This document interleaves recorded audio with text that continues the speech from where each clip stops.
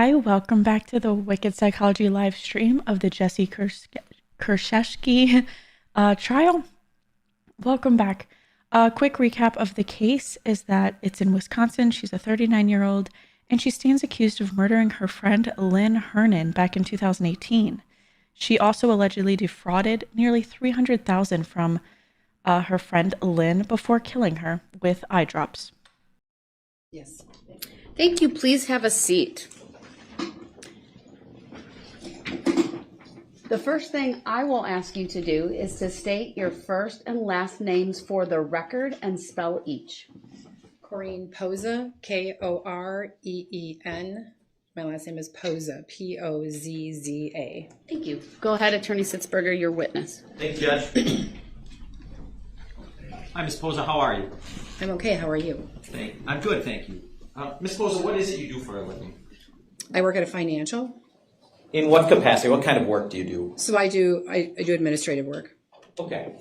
And let's cut right to the chase. You're here because you knew Lynn Hernan, is that correct? Correct. Tell us, how long did you know Lynn Hernan? I probably have known Lynn about 35 years. And how did you first meet Lynn Hernan? I met Lynn through my brother and some of his friends at the time that we went. They were working at a bar years and years ago doing security, and I met her there. Can you put a rough estimate on how many years ago?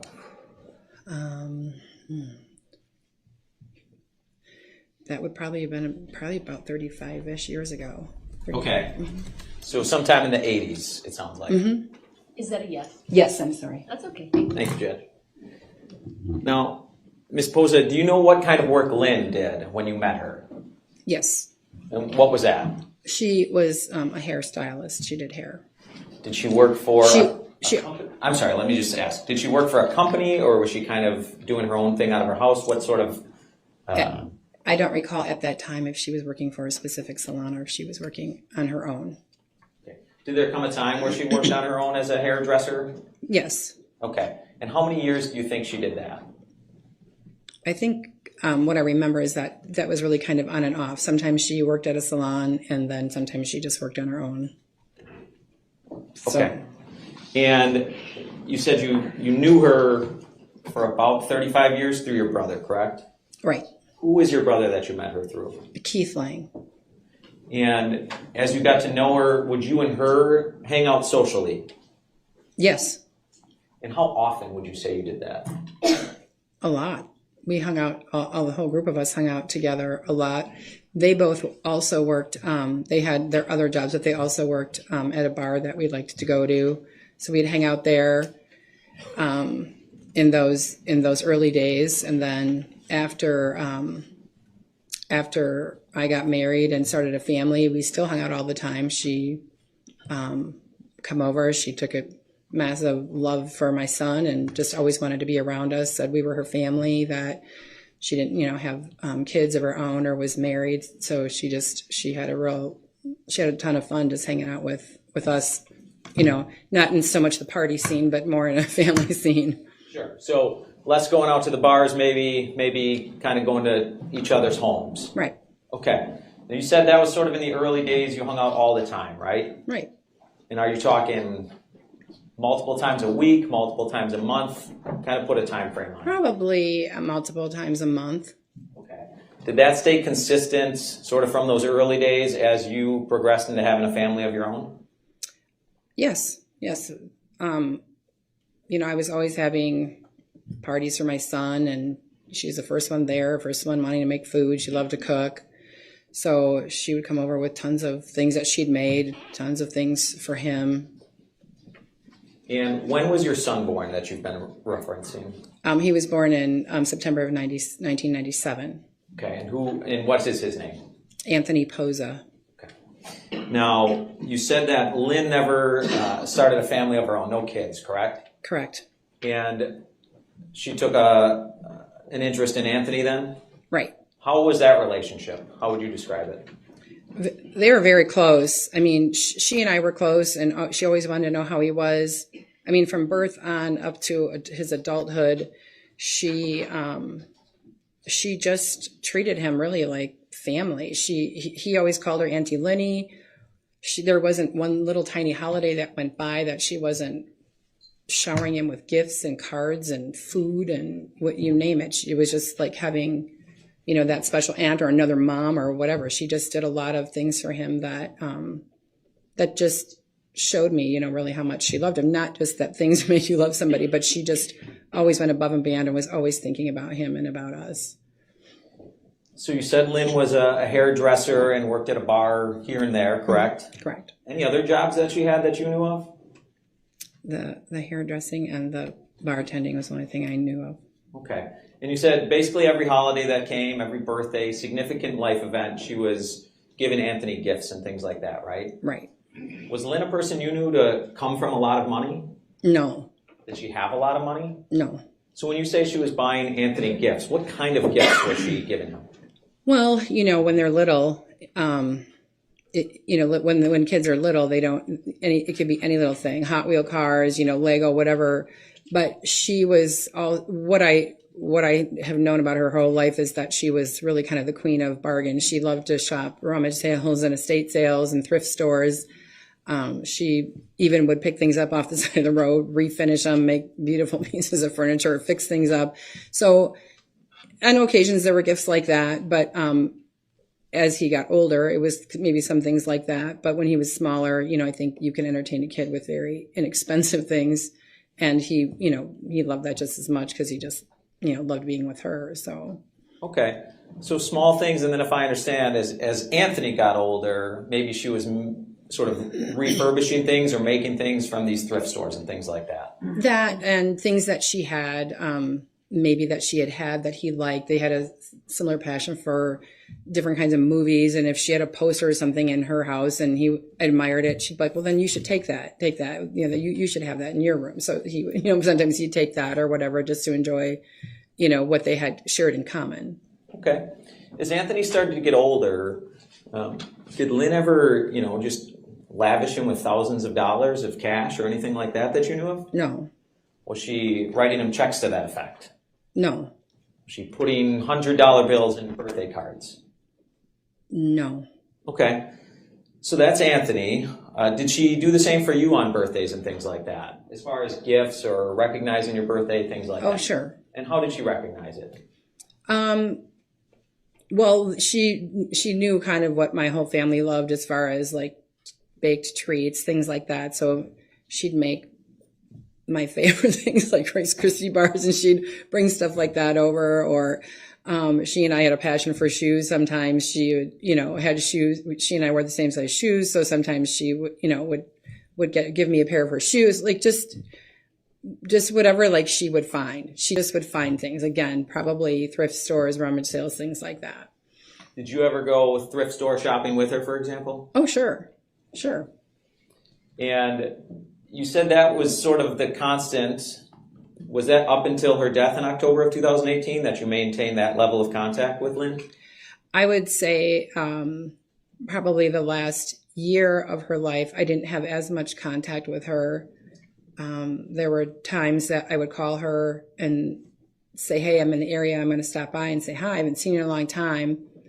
And she would tell me not to come, that she was not feeling well. So up until that time, I have St. Patrick's Day was always a big, big deal in my family, and she loved that as well. And so the 2017, she came out for St. Patrick's Day with a whole group of us and had a ton of fun. And so it was probably sometime shortly after that I wasn't seeing her as much. Talked to her a little bit, trying to kind of connect with her, but she was not. She should just tell me she was not feeling well. Okay, so that would have been about March of 2017 until her death in October of 2018. That's probably roughly. It might have been after the St. Patrick's Day when we were out, but yes, it was probably some in that time. Okay. And am I understanding that's sort of when the coming to each other's homes and sharing personal time in person together stopped? Right. You still talk to her by phone, though? Mm-hmm. Not as frequently because she just sometimes maybe she wouldn't answer the phone, and I would just think that maybe she wasn't feeling good still, and then sometimes she would call me back, if she was feeling well. Okay. And she would tell you that she's not feeling well, correct? Correct. Did she tell you that she was taking steps to try and address her not feeling well? I don't know if she told me that she took steps. I think I, out of, caring and worrying, was like trying to help her understand, we could go to a specialist or go to a doctor if she had certain, whatever it was that was bothering her.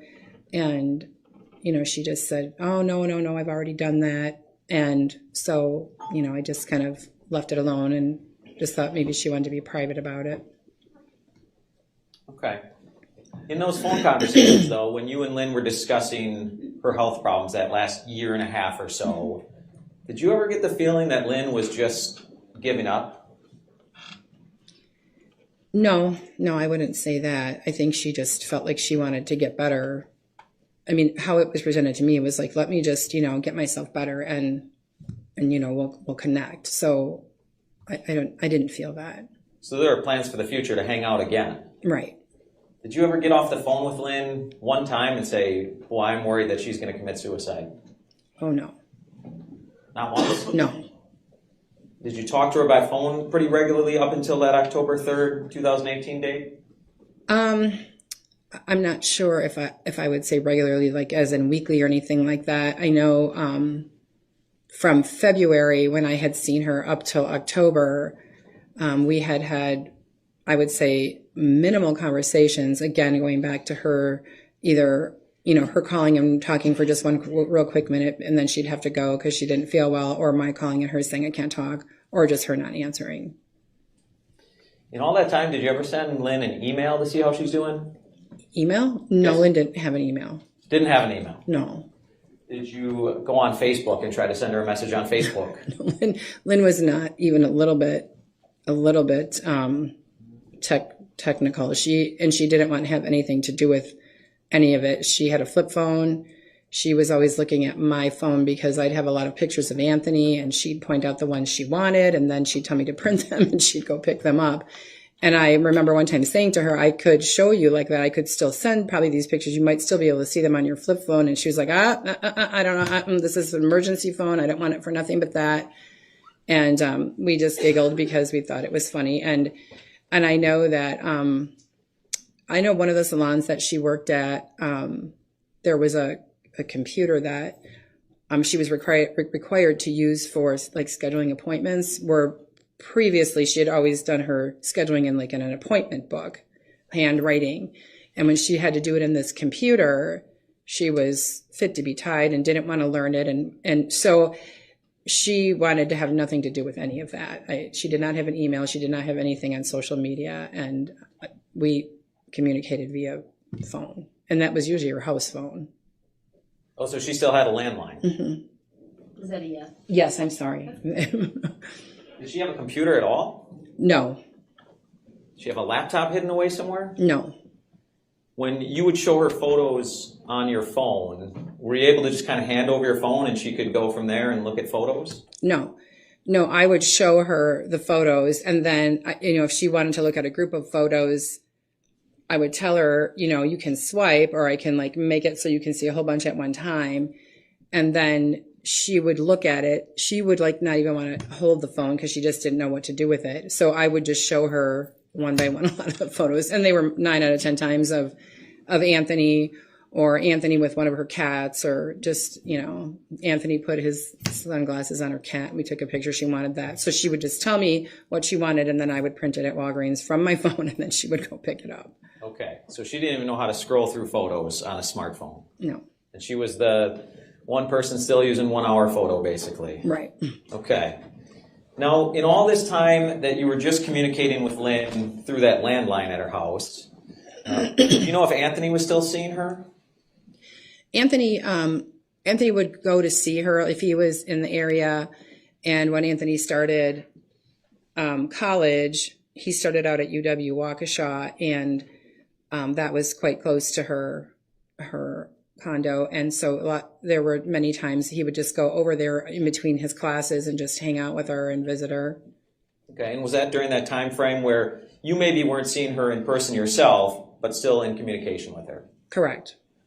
Was there ever a time that you and Lynn had some sort of falling out or a feud that you thought she was mad at you for? Never. And, you said she would send birthday cards or come over in person and give birthday treats and cards and things like that. Hmm. She didn't miss a beat ever. Was that true on your birthday in 2018? In 2018, oh boy.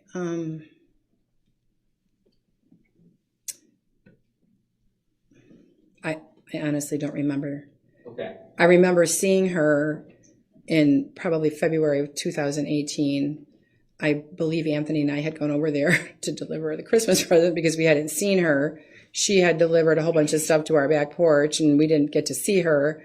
And then it just, life happens and all of a sudden it was February, like we got to get over by Auntie Lenny. We got all this stuff for her and, drop that off. So it was sometime in February that I saw her. But as far as, did I receive a gift or a card? I want to say yes, but I honestly don't remember. Okay. I'm going to show you, and just the witness, please, Madam Clerk, Exhibit 49, please.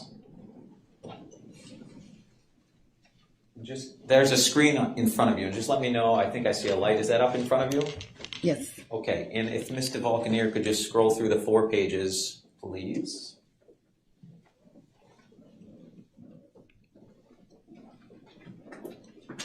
All right. And back to page 1, please. Ms. Posa, did you have a chance to look through those 4 pages? Yes. Do you recognize what those are? Those are birthday wishes. And birthday wishes to whom, ma'am? To me. And who are they from? They're from Lynn. Lenny. She called me Corini. I called her Lenny. And Ms. Posa, if you do need some, there's water in front of you and there's tissues in front of you too, okay? Thank you. So, Ms. Posa, I want to start with page 1. There's quite a bit of writing from Lynn in those cards, isn't there? Yes. Any one of them describing any falling out or anything like that?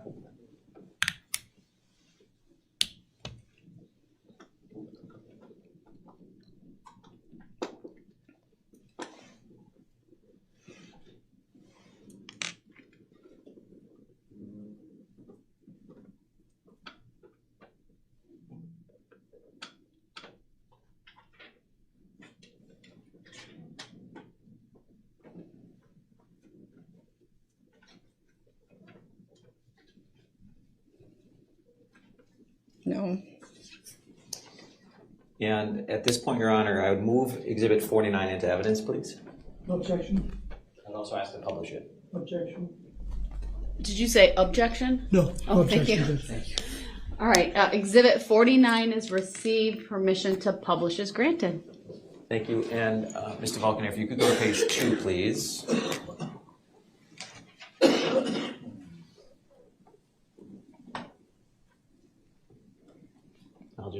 Is it up on the juror screens? Oh, it's going fast today. Great.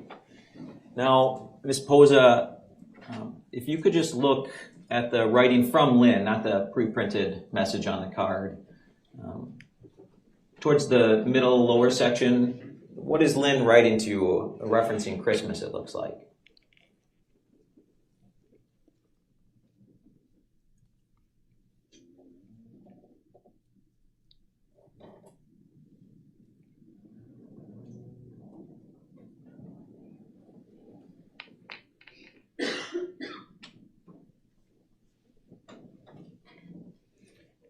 I'm sorry, will you repeat the question that you just asked me? I was reading. Sure. Do you see a reference to Lynn thanking you for a Christmas in January? Yes.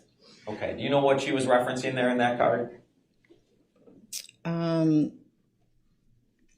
really don't remember. Maybe we got together. Maybe she came over. I don't remember. I'll be honest.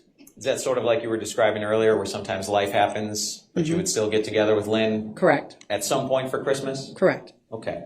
And if we go to page 3, please. And if you want to take a chance to just sort of read through this one as well, let me know if you had a chance to read through it, please.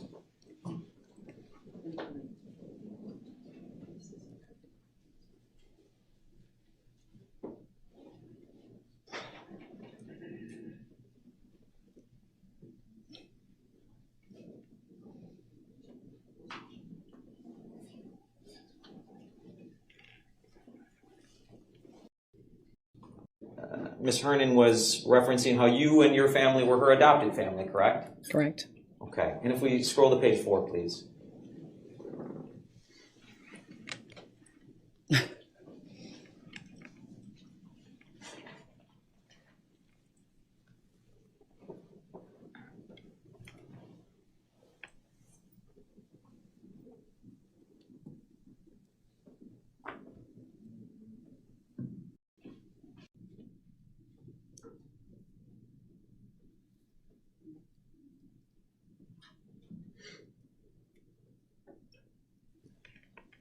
Have you had a chance to review it? Yes.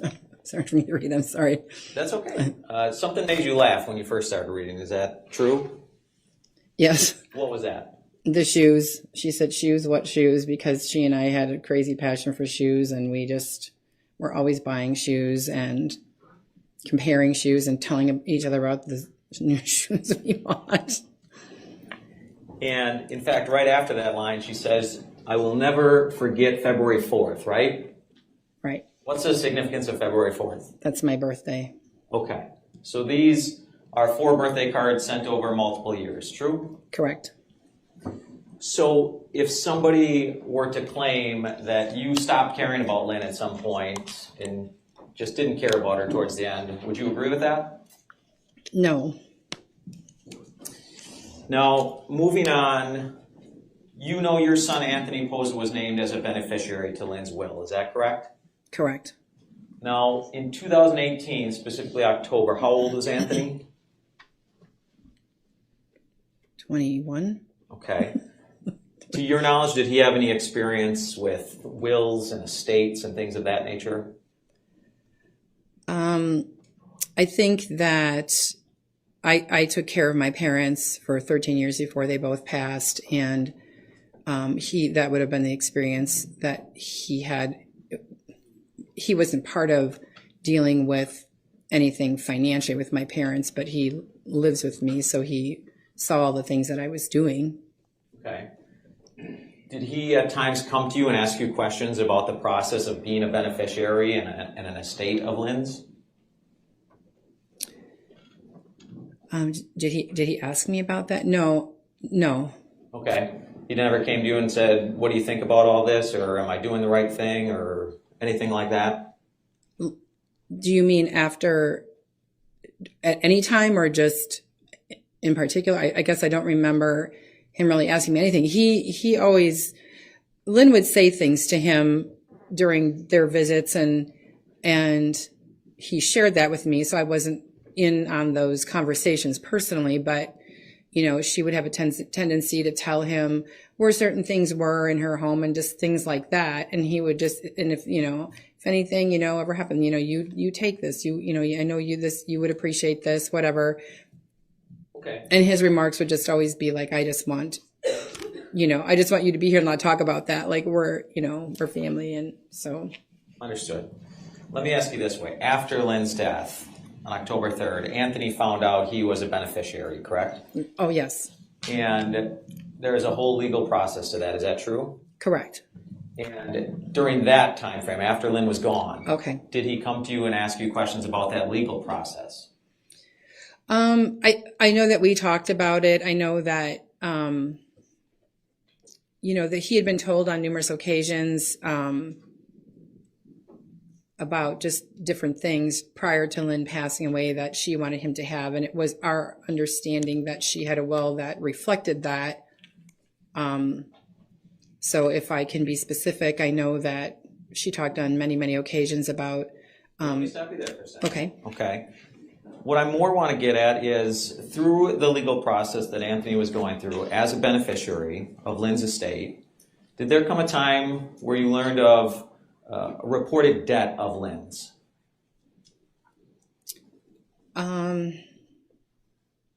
Well, yes. I mean, it just kind of came to us all. We were provided with like a copy of a will after Lynn had passed away, and we were, looking at that, and Hold on. Can you repeat the question? Sure. And what I'm asking is, did there come a time where you and Anthony learned that Lynn was reported to have a lot of debt at the time of her death? Specifically credit card debt. Yes. Okay. Did that strike you as unusual knowing Lynn? Yes, Why? because she never had any money, and she didn't really have credit cards. She, I think, at one point when she had inherited some money, had gotten a credit card, and she would use. What she told me was that she would use that and then pay it off so she could build credit, because she never had credit in like her whole life. You said earlier that she was not a woman of great money, right? Correct. She would go thrift store shopping, things like that. Correct. Times you went thrift store shopping with her, would she use credit card or how would she pay? Cash. Or a check. She still wrote checks out. Okay. Was Lynn somebody that constantly had cash with her? Not a lot, a little bit, and then she'd have her checkbook. Okay. And times she didn't have cash, did you ever see her go to an ATM to get cash out? No. How would you see Lynn get cash out? She would go to a bank and take money out. Okay. Or she sometimes would write a check out someplace where she could like write it for cash and then get cash that way as well. Okay. At some point around 2013 or 2014, did you learn of Lynn's mother passing away? Yes. And did you learn if Lynn got any inheritance from that? Yes. And that was from Lynn who told you that? Yes. And was that a fairly large sum of money to your knowledge? Lynn never told me an amount of money, just that, that her mother, that she had gotten a nice inheritance and that, that would help her. Okay. So that would have been in roughly 2013 or 2014, you think? Yes. From that date, 2013 or 2014, up until her death in October of 2018, did you personally witness any of her spending habits change? Her spending habits didn't change in terms of just how she liked to shop. For her, getting a good bargain was kind of a thrill of the chase for her. She loved to be able to get something really cool in her eyes for cheap. But she did explain to me that there were two things that she explained to me that she just had never been able to have or buy on her own. And she did tell me that she was going to, I believe, get a new vehicle. And she bought a vehicle, and I'm assuming that she paid cash, but you don't know, to be fair. But so you're correct. Okay. What was the other big item? It was a bracelet. It was a piece of jewelry. Okay. Beyond those two things that you were aware of, did you see her start buying lavish things? No. Did she start changing birthdays and Christmas to big, lavish, expensive gifts? No. Did she start offering to just give Anthony hundreds or thousands of dollars? No. Did she start writing you checks for hundreds or thousands of dollars? So her spending habits stayed the same despite the nice inheritance she told you about? Yes.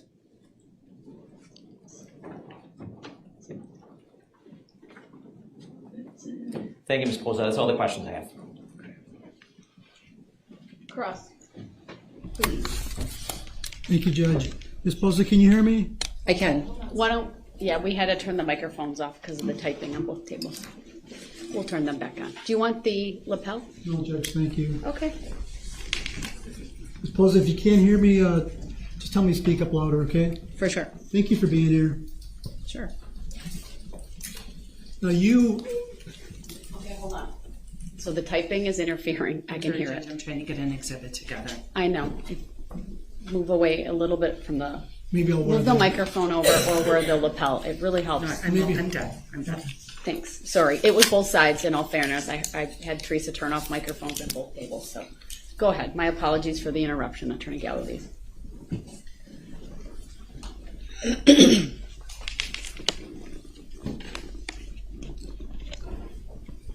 you indicated that you know Lynn for about 30, 35 years? Correct.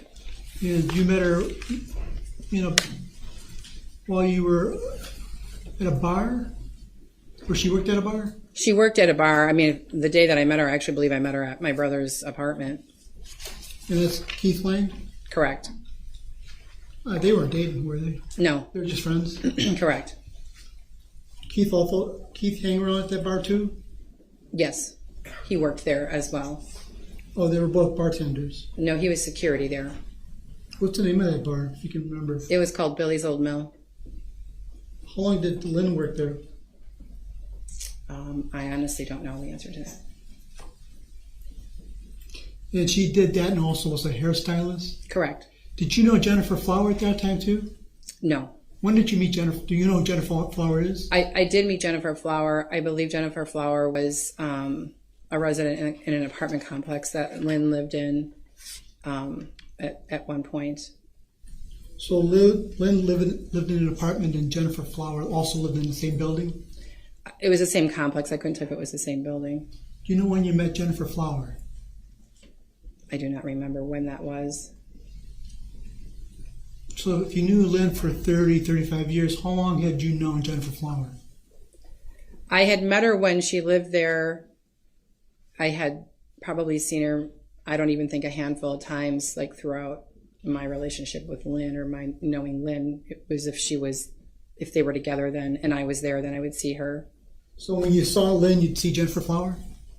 If she was there, if she was at Lynn's house or by the pool or whatever. Do you know if when you met her, Jennifer Flower, was your son born at that time? No. So you met her even before your son was born? Correct. And your son is how old today? 26.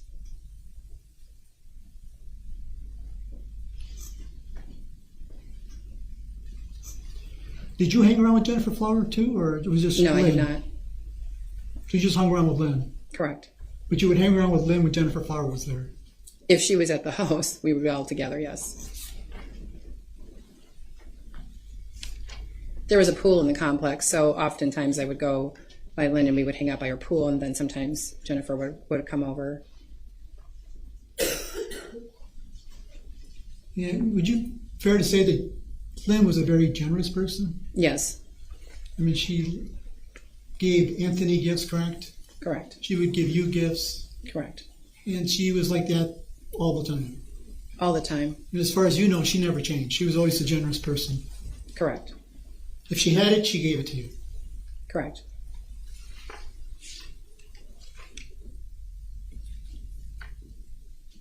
Yeah, did she do that with people that she did not know, or just people that were close to her, as far as you know? As far as I know, it was her circle of friends and family. So the closer the person is, the more she's probably going to share that person with gifts, correct? I don't know if I can say yes or no to that question. She had a passion for certain things, and then she could be very giving very generous with gifts during special occasions. It wasn't typically like for no reason at all, other than maybe like food things that she made or whatever. Did she give your brother gifts, Keith? Yes.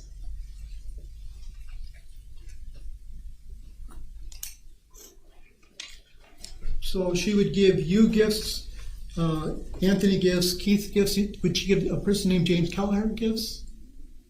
At some point, for sure. Do you know who James Kelleher is? Yes. Who's James Kelleher? That was a boyfriend that she went out with for a long time. And you say she gave him a gift or gifts for sure. Why are you so positive of that? Because they dated for many, many years. So Lynn was one to make a very big deal about birthdays and special days like that. She made a big deal about those days. So when I say that I'm referring to specifically like holidays and birthdays, not just for no reason. As far as you know, holidays and birthdays, but she could be giving people gifts for other reasons, correct? Sure. Maybe because she loved them. Right.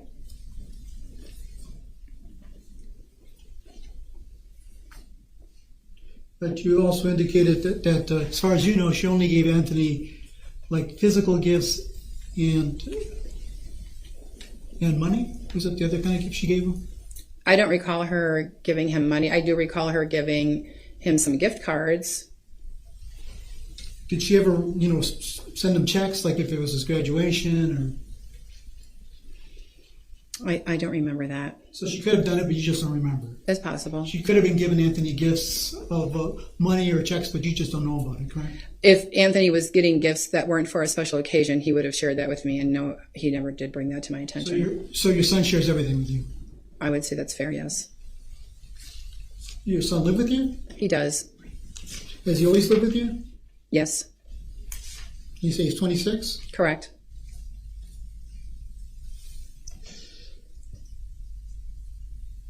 And when Lynn's mother died, do you know Lynn's mother's name? Lorraine. Did you attend Lorraine's funeral? I did not.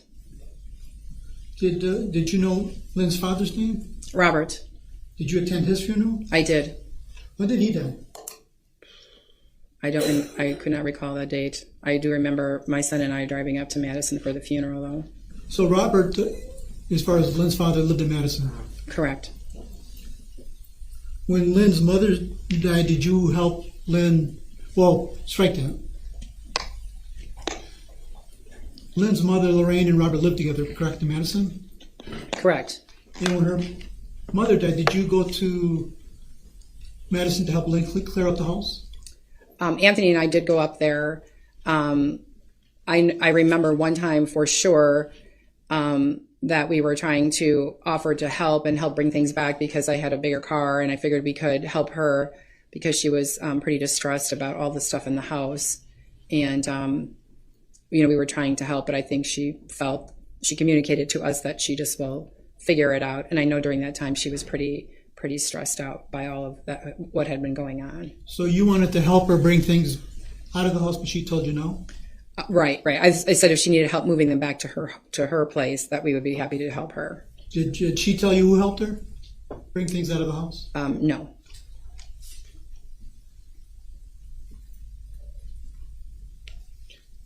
When Lynn when Lynn passed away, she was living in a condo in Pewaukee, correct? Pewaukee. Is that what you said? Pewaukee, Yes. correct. Yes. Did you help her move into that condo? No. Did Anthony help, as far as you know? I don't recall. But if he helped you, he would have told you. If he would have helped, he would have told you, correct?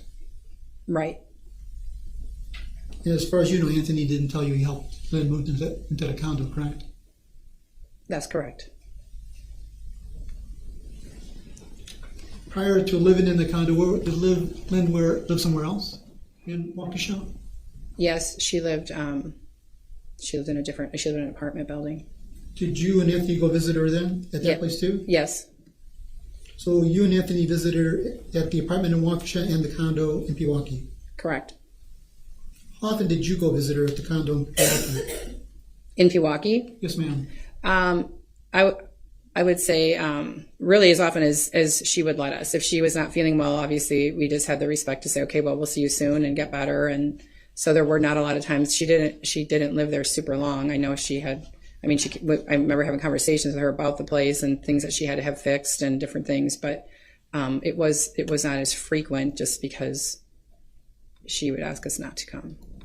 Well, approximately how many times, if you could put it in a number? I'm sorry, I couldn't give you a number. And you indicated sometimes you wanted to go visit her, but she would say, no, I'm not feeling well. Correct.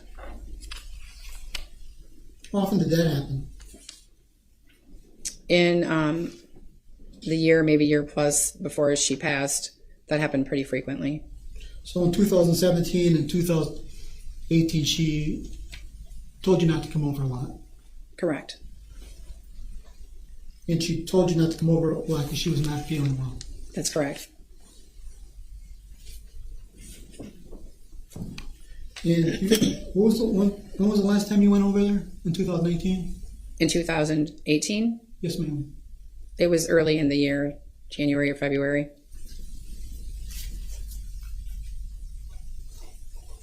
And when you went over there in February 2018, was it just you or you and Anthony? It was myself and Anthony. Is it safe to say every time you went over there, Anthony went with you? Often. I mean, I'm sure that I went at times without him, but I knew she always wanted to see him. So if we were in the area or if we were going to be out and about, we do a lot of stuff together. So. And prior to this time, around February 2018, before that, she would tell you not to come over because she's not feeling well, correct? Correct. And the day you visited her in 2018, what was she like, her demeanor? In 2018? Yes, ma'am. That early. We talked a little bit about, her health, and I tried to offer some suggestions of what she might be able to do to. Let me stop you there. Why did you talk to her about her health? Because she was always telling me that she was so sick. and we couldn't come over and even visit. So even when you went over there in February 2018, she's talking about being sick. Correct. Did you see anything in the house that would affirm that she's not feeling well? No, Did you see a walker or anything like that? no, Did you see any prescription bottles laying around?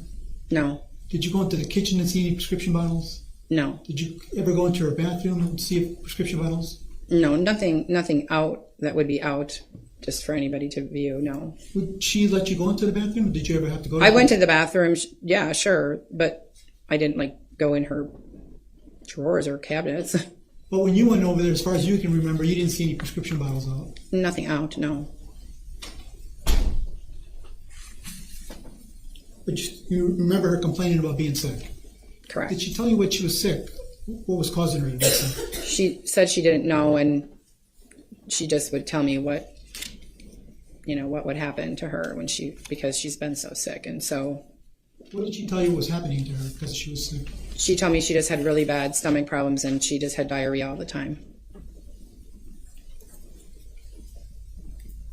Did you ask her, are you taking anything for this? Are you going to the doctor for this? I did ask her if she'd been to a doctor because I was going to try to help her find perhaps a stomach doctor, and she said she had already seen somebody, but Did she tell you it wasn't working with these doctors? she said nothing seemed to be helping. Did she appear to be depressed because of that? An object that calls for speculation and a medical conclusion. Lack of foundation, but I think you can ask anything about her appearance that she knew or sound. How did Lynn appear to you when she was talking about her health? At that time, she appeared not overly out of the ordinary, maybe a little exhausted, a little tired maybe. Did she appear to be happy that she was sick? She wasn't happy that she was sick, but she had a fair demeanor where I wouldn't have thought that she was in despair or anything like that. Did she, when you were meeting with her, was she sitting down or was she standing up? Well, she came to the door and let us in. Did you watch her walk to the door? Mm-hmm. Well, I wasn't inside, but she came to the door to let us in. When she let you in, did you watch her walk back into her residence or to the college? Yes. Did she seem to have any problem walking? No, You didn't see her with a cane or a walker? I did not. Did she ever tell you that she had eye problems or eyes were sore? Or No. did she tell you that she had been to a lot of doctors visits?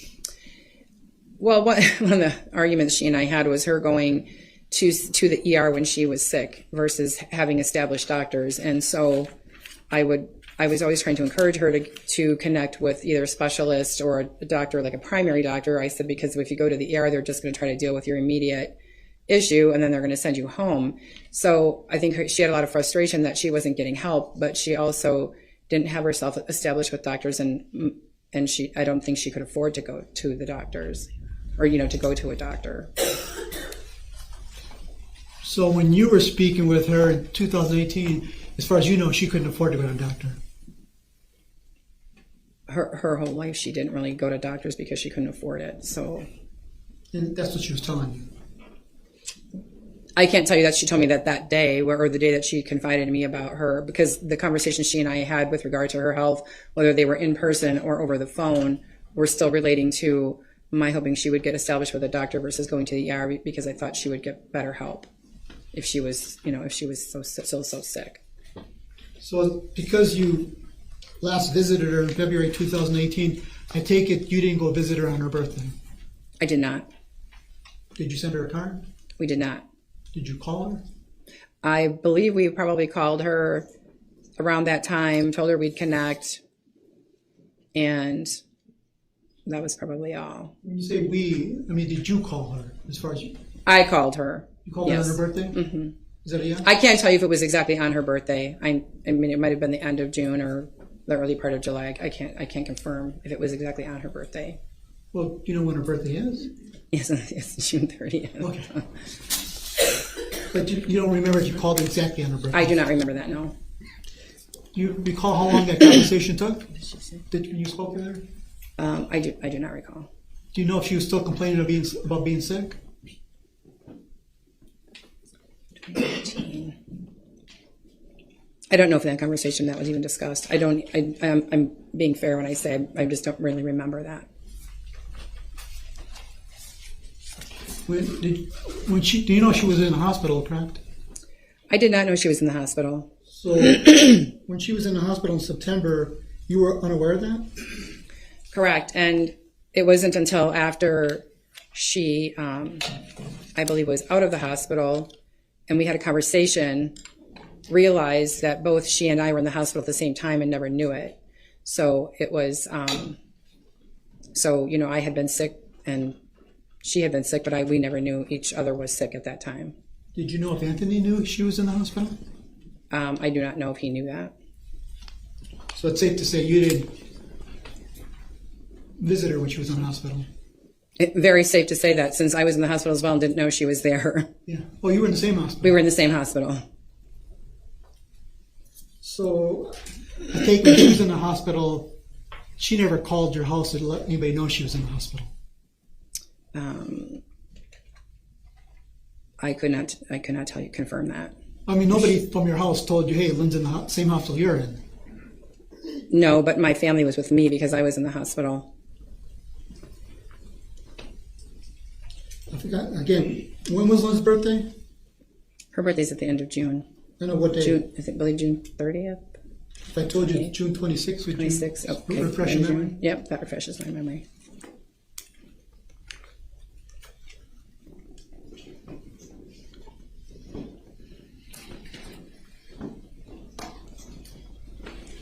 Were you aware that Jennifer Flower was a joint account holder in Lynn's bank?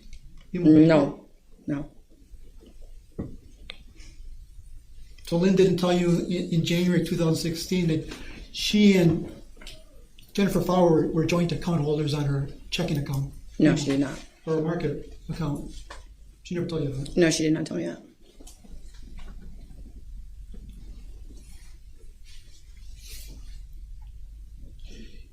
And around August 12th, 2019, according to the police reports, you were interviewed by Detective Hoppy in this case. Do you remember that? Yes. Would it be safe to say, to strike that, today's about October 27, 2023, correct? Correct.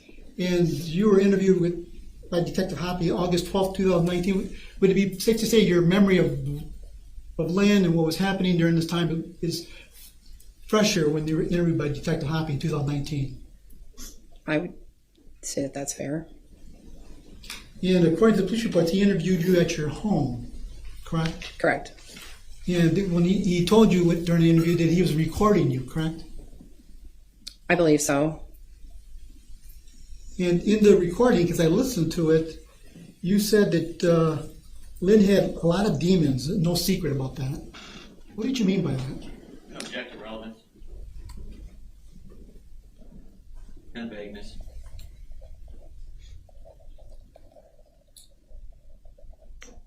Sustain.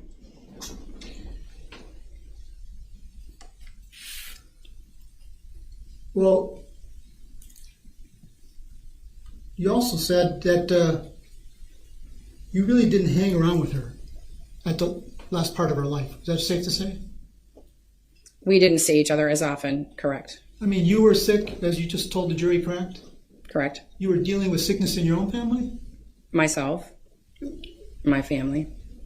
So that caused you not to be in connection with Lynn, correct? I would say that our connections, our visits were less than they had been. I was taking care of my parents. I had my own health issues. So life happens and you take care of things and you prioritize. You said that Lynn, in your interview, appeared to have mental breakdowns. Is that true? Mental breakdowns? I don't remember saying that. Mental breakdowns. Did she have mental breakdowns? Not that I recall. I don't know really what specifically that means. You said that you would have to tell Anthony to go visit her because he was going to school by UW-Waukesha. I didn't tell him to go visit her. He would just go visit her. I mean, I don't know what you told him. I'm just telling you what I heard on your interview with the detective. At this point, I'm going to object. She hasn't stated she doesn't remember anything or needs her recollection refreshed. So I'm going to ask Attorney Galaviz to just ask questions at this point. Sustained. I mean, it says you knew Lynn from the time she lived in Franklin. Is that true? Correct. Do you know when she was living in Pewaukee, would she frequent down to that area a lot, if you knew? Not that I'm aware of.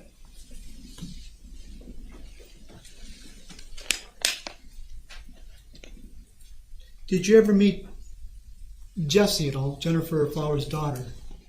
I don't recall ever having met her until after this, until after Lynn had passed.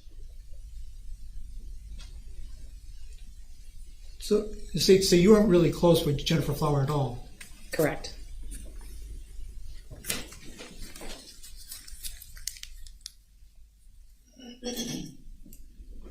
It says that Lynn always wanted to talk about the will, but you didn't want to talk about it. Is that true? Again, I object. He's referencing something she hasn't stated she can't remember. Sustained. Did Lynn ever want to talk about the will? Or wills? She had told me on different occasions that she was handwriting things and she was calling it her will. I honestly didn't pay a lot of attention to it, just because I've been through things with my parents, and I just thought that what she was doing was just kind of what her wishes were, more than like an actual will. So she would tell you this when you met with her in person or over the phone? In person. So when you would meet with her in person, she was telling you she was writing things on paper and calling it her will? Correct. And she would tell you that she's writing these things down on paper because this is what she wants done after she passes away? She would say, yeah, if anything ever happened, find these whatever wherever she was going to put it. It was always on her table, like her notebook paper or whatever. So she was keeping these documents that she was telling you about her will there in her home. Yes. Did you ever get to look at them? I never did look at them. I just felt like it was inappropriate, and I didn't feel that it was my place to pick it up and read it. She would tell me things that she was putting on it or putting in it or whatever, but I didn't ever make it my business to dig through it. Was she putting it on like notepads? Right. It was just like on loose leaf paper or notebook paper or something. And you saw that laying around in her living room area, or what part of the house did you see those? Sometimes like on her coffee table, or she had a file box, like a plastic file box. Sometimes she had things that she kept things in there.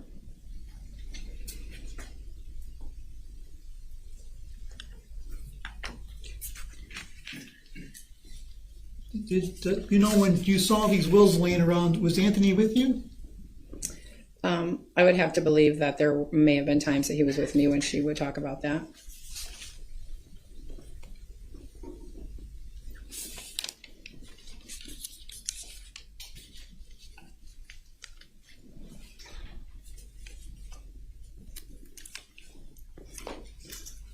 Did she ever tell you that Jessy was taking care of her? I don't recall that. No. Did she mention anybody was taking care of her? No.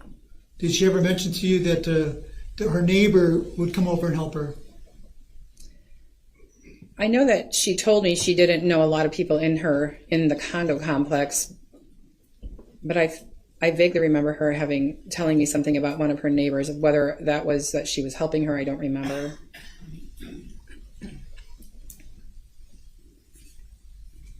When you would talk to her on the phone or visit with her, did her medical issues seem to increase as far as the problems that she would bring up? When I would talk to her on the phone, did it increase? Is that what you just asked me? Yeah. Yes. I don't think that it increased. I mean, so she would talk about the same problems over and over again. It was typically the same symptoms that she would talk to me about. Judge, I'm going to have about another 20 minutes of this. You want to take lunch? Or?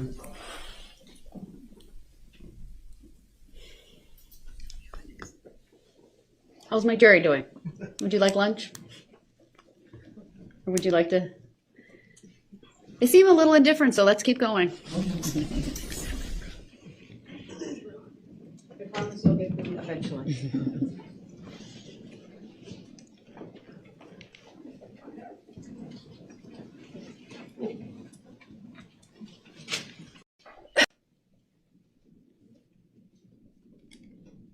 But it says you had an opinion about Lynn's illness, that you thought it was more drinking rather than eating food. Is that true? Yeah, I object to the form of the question. Sustained. Did you have an opinion as to what was causing Lynn's illness? Objection, relevance, and speculation. Sustained. But you were aware that Lynn was in and out of the hospital, correct? Not until after she was out of the hospital. I didn't know she was in the hospital. I was aware after she was out of the hospital. At one point, I don't know if she was, this was one occasion, I don't know if there were hospital visits before or after that. I am not aware.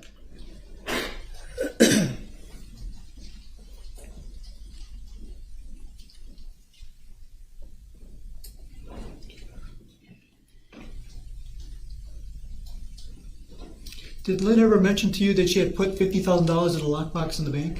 She did. Did she mention to you when she put this $50,000 in the lockbox? I believe that she told me this sometime after she had gotten money from, after her mother passed away, but I could not specify when specifically. Did she tell you that she had written checks or had other people, she wrote checks to other people, had cashed them, and they gave her back the cash to put that money in the lockbox? Objection, calls for hearsay. Rephrase. So Lynn told you she put $50,000 cash in the lockbox, correct? Correct. And did she tell you where that lockbox was located? She did not. Did she tell you how she got this $50,000 cash? I'm not sure if she really specified how she got the money. If she told me, I don't remember, but I think at the time I probably just would have gathered that it was inherited money from her parents or her mother, because that was all right around the same time. So if she would have told you, hey, I'm writing these checks out and I'm cashing them and getting the cash, you would remember if she told you that? Objection, that's not what she just stated. Sustained as to the form of the question. Assumes facts not in evidence.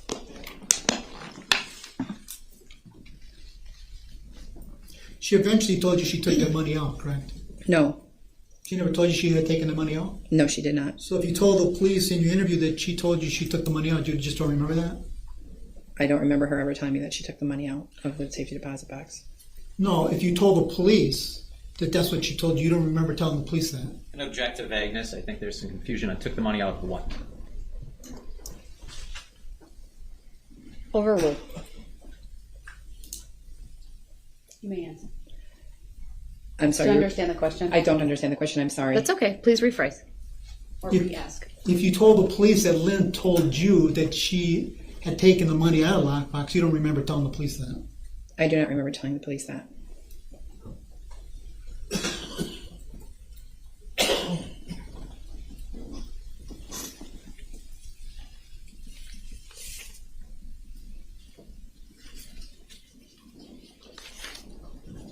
As far as you know, Lynn, with her finances, was she organized with her finances?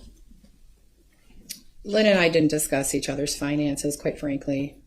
I just know that when she was doing her hairdressing, she lived her, money to money, check to check to survive, and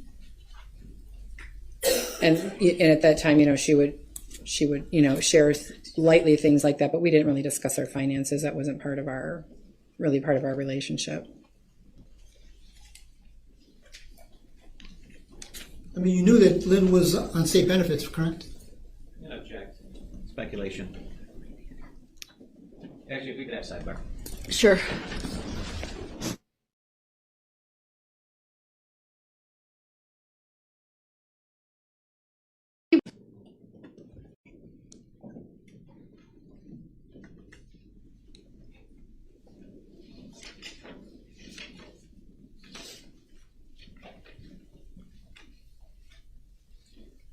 Ma'am, did Lynn ever talk about state benefits with you? She did not. She ever talk about Social Security with you? She did not. Anything about food stamps? She did not. She talk about her healthcare insurance? It appeared to me from conversations that we had that she didn't have insurance.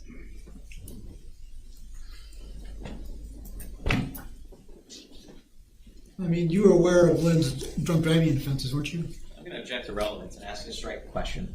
Sustained. Question is struck. Jurors will disregard it.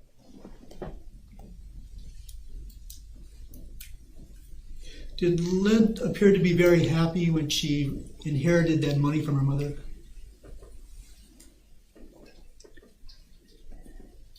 I don't know that she really had any different disposition than her usual disposition. Were you aware when Lynn got credit cards when she inherited the money from her mother? I was not aware. Were you aware that Lynn had any credit cards? Throughout all the time that I've known her, I know that she had like a Kohl's credit card. She would get like small store credit cards here and there. That was all I was aware of.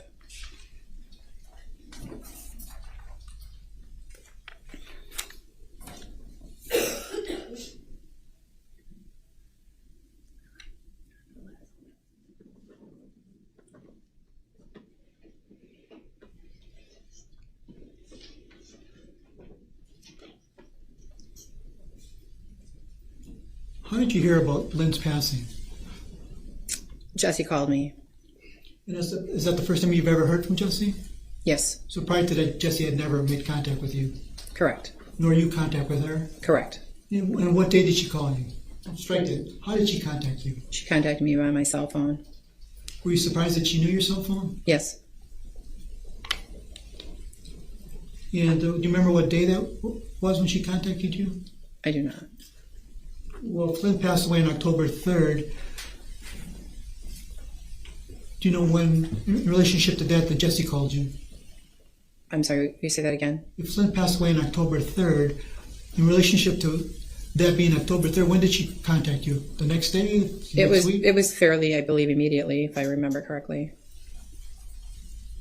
And did you eventually go to Lynn's home? Yes. Did you go to Lynn's home that day? No, I believe when Jessy called, I believe it was maybe sometime, like maybe after I worked.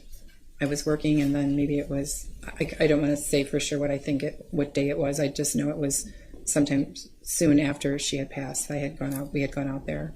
Did you go with yourself or with somebody else? With my son. And I think that Lynn wasn't there when you went. Correct. And what was the reason for you going there? I believe that Jessy invited us to come over to meet and, I think talk about what had happened.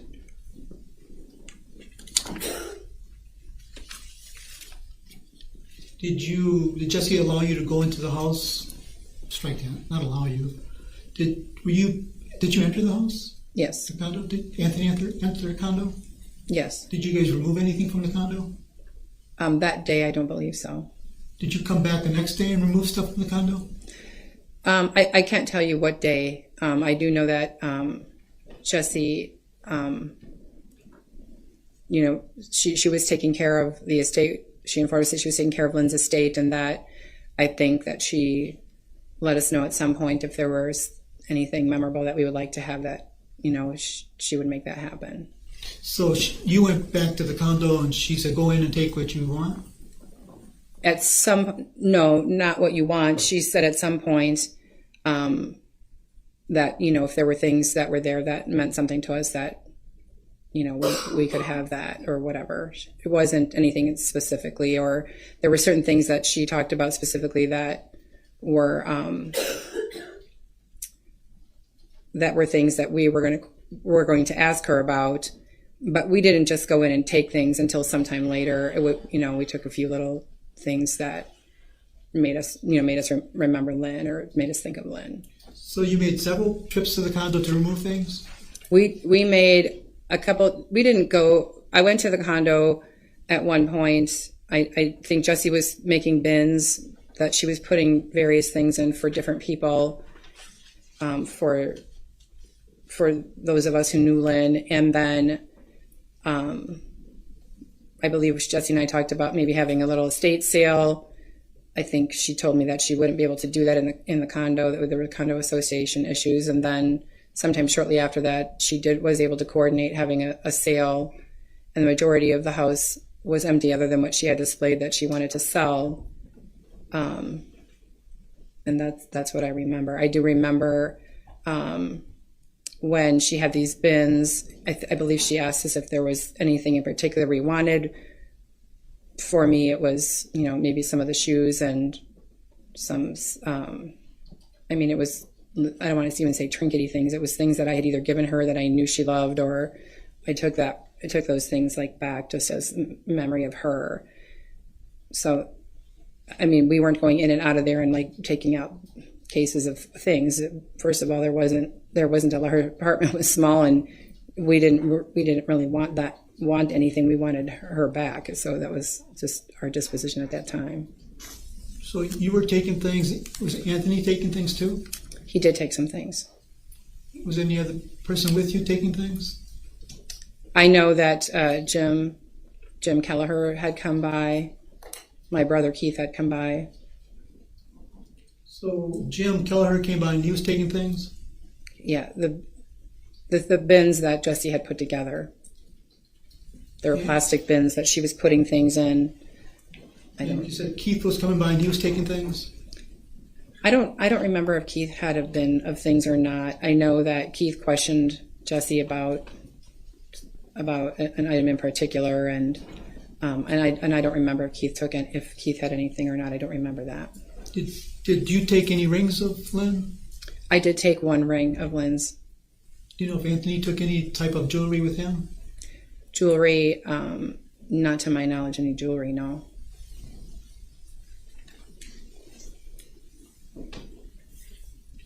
Do you remember how long you were in the house looking for things? Maybe we were there a couple of hours. It's really, I'm guessing it's been a while. So you were there for a couple hours looking for things, and Anthony was there for a couple hours looking for things. Is that true? That's probably fair. And this was shortly after Lynn's passing. Right. And per Jessy's basically invitation, she wanted to go through the house and get things organized and sold and whatever. Per Jessy, she seemed like she wanted to get everything out of the house. Right. So she could sell the house. Correct.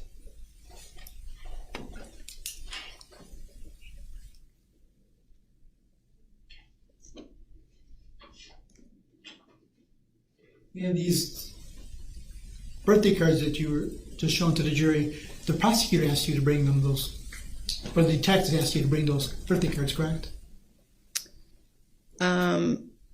I believe so. Right, they asked you to bring stuff that had Lynn's handwriting on it, correct? Correct. Yeah.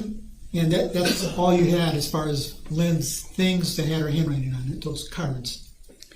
I had cards. I probably have letters from her. She would write letters occasionally and put those in cards or just write letters.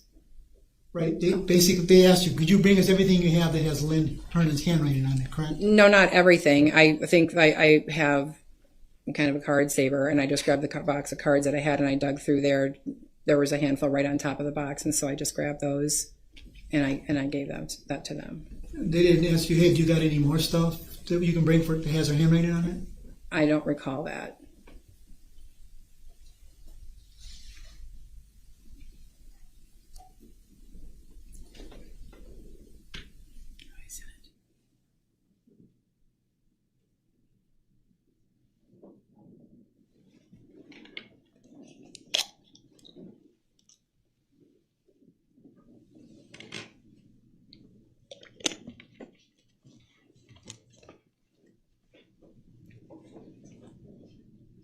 Anything else?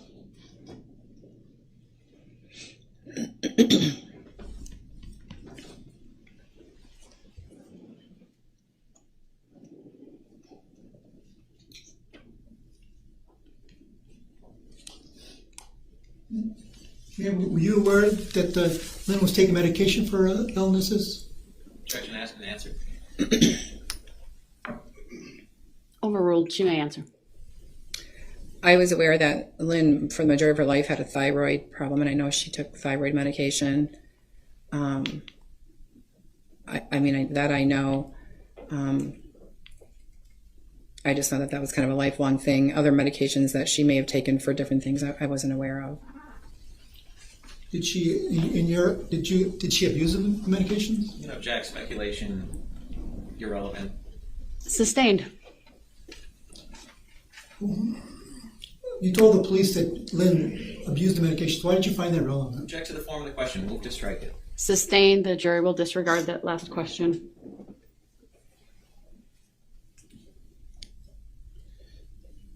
Were you aware, if at all, if Lynn took other type of drugs that weren't legal? No.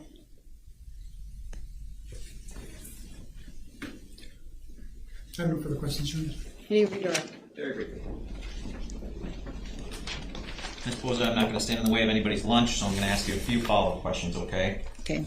Earlier, Attorney Galaviz made the comment to you that if Lynn had it, she spent it, right? Do you remember that? Yes. Were you talking about literally everything she had? No, she wasn't. She didn't. In my opinion, I mean, when I say she spent what she had, she didn't have much, but she was generous in that she would try to make a small amount of money go a long way. If she had won the lottery, for example, was she going to give every dollar away to people? I don't believe so. No. Okay. And a lot was made of this $50,000 in the lockbox conversation. Do you remember that? Yes. Why did Lynn bring that up to you? She told me that she. Objection, speculation. Sustained. We have sidebar. Rephrase your question. Attorney Galaviz asked you if Lynn ever told you about $50,000 in a lockbox, correct? Correct. Did Lynn tell you why she was giving you that information? Because she wanted Anthony to have a key for the lockbox. Did she want Anthony to have that money? She said to me if anything ever happened, she wanted him to be able to go get that money, and he would have that money for his school or whatever he needed. To your knowledge, did your son ever get $50,000 from Lynn? He did not. Now, similarly, you talked about an item, a singular item for your brother Keith. Is that correct? Correct. And that's kind of in the discussion of people sort of splitting up Lynn's property after she passed away? Correct. What was this specific item for your brother? It was a gold bracelet. If I show you Exhibit 46, that's previously in evidence and asked to publish it.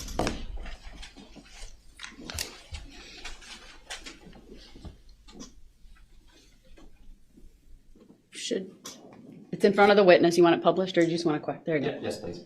And I know it might be a delay in the jury box, but Ms. Poza, can you circle, if you see the bracelet in Exhibit 46, can you circle the one you're talking about? Circle it with my finger. The bracelet you're referencing with your brother, if you see it. I do see it. Okay, could you circle it with your finger on the screen? That's a touch screen in front of you.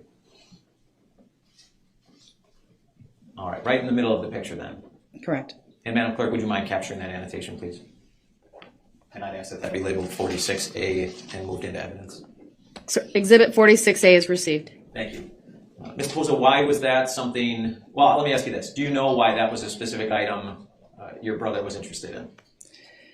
Because I don't know if he had any part of her buying that, and by that I only mean like taking her different places. She was, Hold on. Do you know why that was of significance to your brother? Yes or no? Yes. All right. And why was it? Thank you, Judge. You're welcome. Sorry. Yes.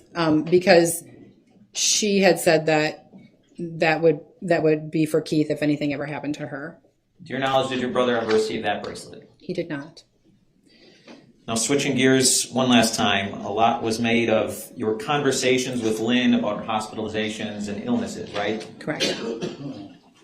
If you had ever suspected, well, let me back up. You were talking to Lynn about getting treatment and setting up with primary physicians, right? Correct. If you had suspected that she was suicidal, would you have sought help for her? Yes. Did you ever think she was suicidal? No. And there was one hospital stay where you two were in the hospital together and you just never knew it. Correct. Do you remember roughly what time frame that was?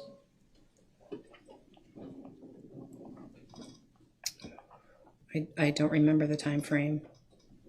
If I told you Lynn was in the hospital... Objection, leading. He didn't even finish the question, but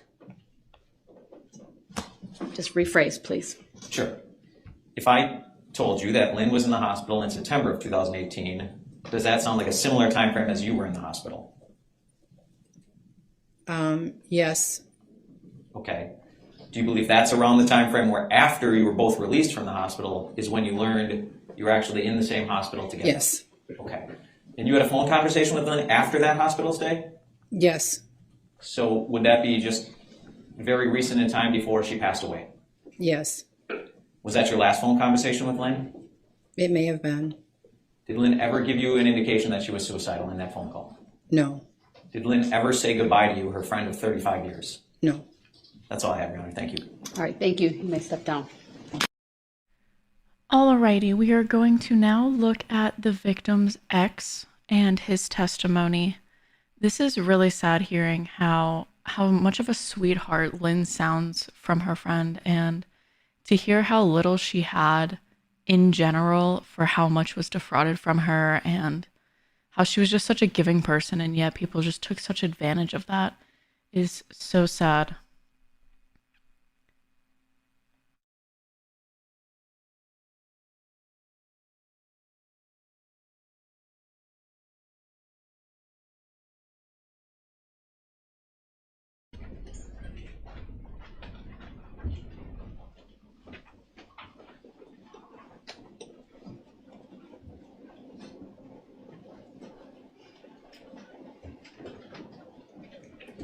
Thank you, everyone. Please be seated.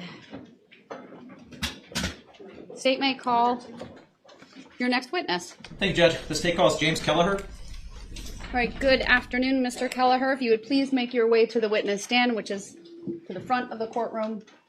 Up one riser. When you get there, please remain standing, raise your right hand, and my clerk, Teresa, who's on my left, will swear you in. Do you solemnly swear that the testimony you're about to give to be the truth, the whole truth, and nothing but the truth, so help you God? I do. Thank you, sir. Please have a seat. Thank you, Your Honor. The first thing I will ask you to do when you are seated is to state your first and last names for the record and spell each. James Kelleher, James, Kelleher, Kelliher. Thank you. Go ahead, your witness. Thank you, Judge. And Mr. Kelleher, the first thing I'm going to ask you to do is just kind of sit up towards the microphone so we can make sure everybody hears us, okay? Perfect. Sir, are you working? No, I'm retired. How long have you been retired? 8 years come November. Okay. What did you do when you were working? I was a heavy equipment operator for Local 139. And how long were you employed in that fashion? 30 years. Okay. Now, you know you're here to talk about Lynn Hernan, correct? That's correct. Did you know Lynn Hernan? Yes, I did. When did you meet Lynn Hernan? Approximately 1983. And in 1983 then, were you just friends with Miss Hernan or something more than friends? Well, I met her at Summerfest, and after getting to know her, then we started dating. We started to go out after that. Okay, pretty quickly after meeting her? Yes, And how long were you and Miss Hernan in a relationship together? about 10 years, till about 1993. And during that time span, so 1983 to 1993, how old were you? I was 23 when I met her. Okay, so 23 to 33 you dated her? Correct. Was Miss Hernan the same age roughly? She was, I believe, 3 years older than I was. Okay, so 26 to 36 in that time frame. Correct. Was there anything major that caused your relationship to end? Probably just the amount of hours I was putting in. That working Saturdays, sometimes on Sundays. Okay, just not enough time for a relationship. Correct. Did you and Miss Hernan remain friends though? Yes, we still were friends till this day. Was there any gap? I mean, did the relationship end in 1993 and tempers had to No. cool or anything like that? No, sir. Okay, just relationship ended for time constraints and you went to being friends. Correct. Okay. So when you were dating, that 23 to 33 year period of your life, or I should say age 23 to 33, were you going on dates and things like that? Correct. We go see bands and go out to dinner, stuff like that. Okay. Were you discussing financials a lot in your 20s and early 30s? No, Okay. And what was Lynn doing for a job at that time? she was a beautician. Okay, like a hairstylist? Hairdresser, yes. Did she do makeup and stuff too, or just mostly Correct. hair? Yeah. Oh, she did do makeup as well? Yes, correct. Okay. She liked to look good herself? All the time. Okay. And would it surprise you, in fact, on the day she died, we even saw some pictures of her nails and toenails being painted pink. Would that surprise you at all? No. Okay, that was kind of the Lynn you knew? Correct. Okay. So you weren't really talking about financials in your 20s and early 30s, right? Did you know how much money Lynn had, for example? No. Okay. In that 10-year time span, was she buying you gifts for, I don't know, year anniversaries and birthdays and things like that? She would buy stuff, but usually it was from like rummage sales or flea market, stuff like that. Okay. But there was no expensive gifts. She couldn't afford it. Okay. Wasn't buying like a brand new TV set or a computer or No. anything like that? No, sir. Okay. Now, transitioning then from the relationship being over, but your friendship continuing, did you continue to stay in contact with Miss Hernan? Yes, I did. What did that look like after your dating relationship was over? We would just see each other whenever. She would stop over. We'd stop over at her house. We'd see her on holidays, Christmas, New Year's, whatever. So major holidays? Correct. She was more than welcome at our house. And when you say our house, who are you referring to? Me and my girlfriend, Linda. Okay. When did you start seeing Linda? 2003. Okay. So about 10 years after your relationship with Lynn ends, you start dating Linda, correct? Correct. And in fact, are you still with Linda today? Correct. Okay. When you started dating Linda, was it awkward at all that your ex-girlfriend is still a friend or anything like that? No. How would you describe Lynn's relationship with you and Linda? They were friends. They would get along, and we would go out. They would have cocktails together. Okay. It was And Lynn was friends with both of you at that point then? correct. Okay. Yes. And so aside from major holidays, you said it was just kind of open that Lynn could stop by your house whenever. Yep. If we set aside holidays like Christmas and New Year's and things like that, how many times a year do you think you and Lynn were together at either your house or her house? I couldn't say for sure. About once a month, maybe once 6 weeks. It would vary. It depends. But If you I would was working, see each other on average once a month, you think? probably yes, or at least talk to her. Yes. Okay. Was that true from 1993 up until her death in 2018? Correct. Okay. And when you were just friends now, so after 1993, did you have any reason to discuss financials with Lynn at that point? No. Did you know how much money Lynn was worth? No. Did you know her spending habits or anything like that? No, I did not. Okay. You would talk to her pretty regularly, though. Correct. When you would get together for holidays, were there gifts exchanged? Yes. Okay, from both you to her and her Right. to you. Correct. It was nothing expensive. Okay. A lot of stuff was Harley Davidson stuff. Okay, you beat me my next question. I was going to say, did it become more lavish at all, or No. or less so? It was the same thing, basically. Correct. You said mostly Harley Davidson stuff, I think I heard? Correct. Okay. So, and that was consistent from 1993 until 2018 as well? Correct. Okay. What about with Linda, your new girlfriend? Were there cards or gifts exchanged between Lynn and Linda? I believe just on the holidays like Christmas or New Year's. Stuff Okay. like that. Thanksgiving. Okay. Birthdays. So, in your entire time from 1983 until 2018, that's about 35 years if I'm doing quick math here, did you know Lynn to be like sick or anything like that all the time, would you say? Not during that period, no. Okay. Did there come a period of time when you knew her to be sick? During 2016, when she stopped at our new house, she had came over and she had mentioned that the hospital, the doctors could not figure out what was wrong with her. Okay. Is there a reason you can remember that it was a time in 2016? Is there a reason That's that when conversation? we moved into our house. Okay. So that kind of stands out to you? Correct. Did Lynn come see you at your new house? More than once, yes. Okay. The conversation you're talking about where she disclosed kind of being sick to you, was that shortly after you moved into your new house? Correct. And you're sure that was in 2016? Correct. Prior to that, had you ever heard Lynn talk about being sick or? No, I did not. Okay. Was there anything else she said to you at that conversation in 2016 about her health or any other concerns? She said she doesn't know what's happening to all her money. Did you know what you meant? No, I did not. Did you take that conversation any further? No, I did not. Okay. So from 2016 then, was it just through 2018 that she talked about being sick when you would talk? If she would stop over, we'd invite her over. We'd have a housewarming party, whatever, and she would stay or she would bring some. She's a good cook, so she'd bring treats and stuff, but then she would always leave. She would say she'd have stomach aches or whatever, and she would always leave. She wouldn't stay for the parties. And as far as you know, those stomach aches and things started in 2016? Correct.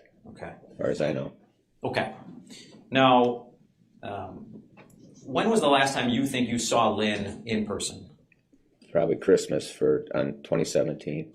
Okay, so that would be the Christmas before she died. Correct. Okay. What do you remember about that, if anything? We had Christmas at her house. And She invited you over then? Correct. Okay. And did you stay for a long time, or was she kind of like... Couple hours maybe. Okay.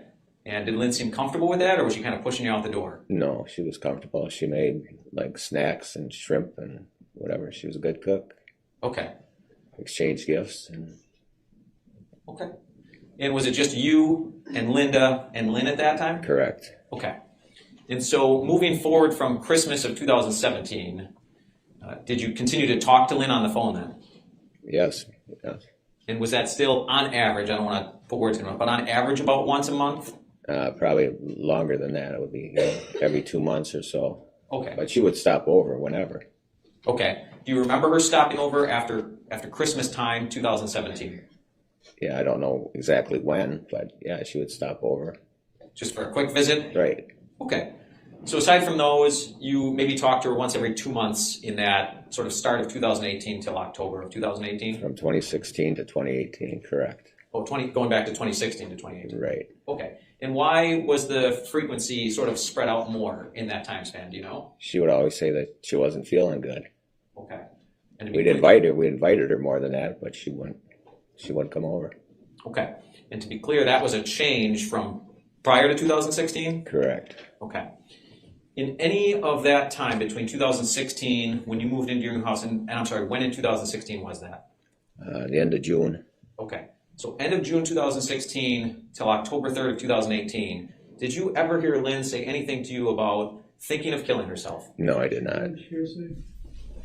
Overruled. And I'm sorry, can you repeat your answer, please? No, I did not. Did she say anything that caused you concern? No, she did not. If Lynn had ever told you anything that made you think she was suicidal, would you have called somebody on her behalf? Well, yeah, I would have tried to do something. She never gave me the indication of suicidal. Never. Okay. And I'm going to switch gears a little bit. Mr. Keller, as you sit there today, have you ever been convicted of a crime? A couple times. Okay. How many times? 2. 2. Okay. And somewhat in relation, in 2012, did you have to pay fines to the court? Yes, I did. Did you pay those fines at the actual clerk's office, or did somebody else? Lynn paid those. And do you remember about how much money your fines were? There were 3 different charges. It was $300 apiece, so it was $900 total. Okay. And Lynn paid those for you? She paid them, but I had asked the judge for more time to pay them, and they agreed. And Lynn just went and paid it anyways. Okay. Just hang on. So Lynn paid those for you, that $900? Correct. Did Lynn say to you at that time, hey, Jim, don't worry about it. You don't need to worry about that $900? No, she did not. And did she want her money back? She got it back within an hour, but she never said no. I gave her money back right away. I told her not even to pay it for me. Understood. But she did. Right. But did she ever say, you don't have to worry about this as a gift? No. Okay. That $900 that she essentially loaned you for an hour, we might say, right? Correct. Was that the biggest chunk of money Lynn ever gave you at one time? Correct. Okay. And again, you paid that back within the hour, you said? Correct. As soon as it got to the house, my house. When you were talking earlier about gifts of like Harley Davidson things and rummage sale things, did Lynn ever throw some cash in an envelope for you on top of it? No. Did she ever write Not you a that- check for any amount of money? Not that I recall, no. Okay. So Christmas gifts were not money related, they were objects. Correct. Okay. So moving into September of 2018, I'm switching gears again a little bit. Did you learn that Lynn was in the hospital? And what year was that? In September of 2018, sir. She was in and out of the hospital from 2016, but I don't know the certain dates when she was in and out of the hospital, no. Okay, let me ask you this. Do you know that Lynn died on October 3rd, 2018? Correct. Do you know shortly prior to her death whether she was in the hospital for more than one day? Yes, she was. Okay, and that's the hospital stay I'm talking about, okay? Correct. Okay. How did you find out Lynn was in the hospital that time? I think it was Jessy or Jessy's mother, Jennifer, that we had talked to on the phone. Because we had called and they answered Lynn's phone. Okay, hold on a second. I just don't want to get too far ahead. So you think it was Jessy Kurczewski, is that this woman over here in the white sweater? That's correct. Objection. That's not what he said, Judge. Overruled. And you said it was her mother as well? Correct. Okay. Now, did they call you and say, we just wanted you to know Lynn is in the hospital? No, they did not. Okay. How did you come to find out Lynn was in the hospital? We called Lynn's phone because we still had a birthday present for her from June 26th is her birthday, and we had her present still for her. So we were calling her to see when we could get together to give her a present. Okay. How in that conversation did you learn Lynn's in the hospital? Did Lynn answer her phone? No, she did not. Somebody else answered her phone? Correct. Okay. Now, I don't want you to speculate as to who it was, but do you know for certain who the other person on the other end of the phone was? At that time, no. Okay. But what information was given to you that led you to believe Lynn was in the hospital during that phone call? Objection. Hearsay.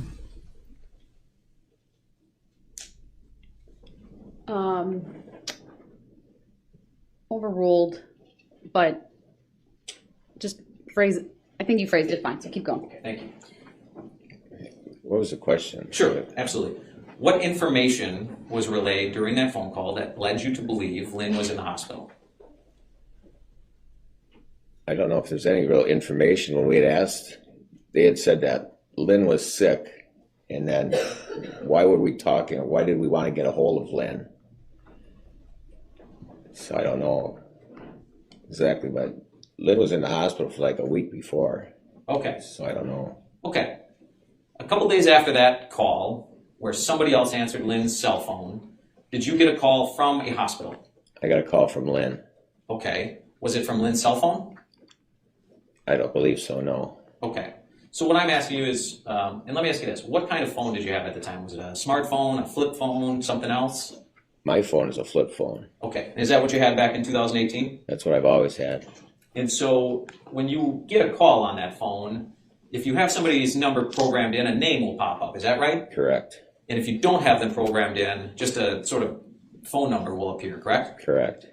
When you got this phone call from Lynn, was it from Lynn that you had programmed in your phone or a random phone number? No, it was a different phone number. Okay. So how did you know it was Lynn?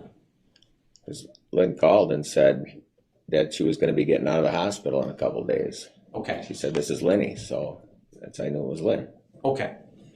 Do you remember approximately what date that was that she called you to tell you she was getting out of the hospital? Probably like September 24th or 25th. Okay. Late September of 2018 still? Correct. Okay. So was that the entire purpose of her call? Just to tell you she was getting out of the hospital in a couple days? Yeah, and I asked her like when we could get together to give her a birthday gift. And what did she say when you said you wanted to give her this birthday gift? Objection. Hearsay. Are you offering it for the truth of the matter or asserted for some other reason? I'm not. It's just to show why he did what he did next. Overruled, he may answer.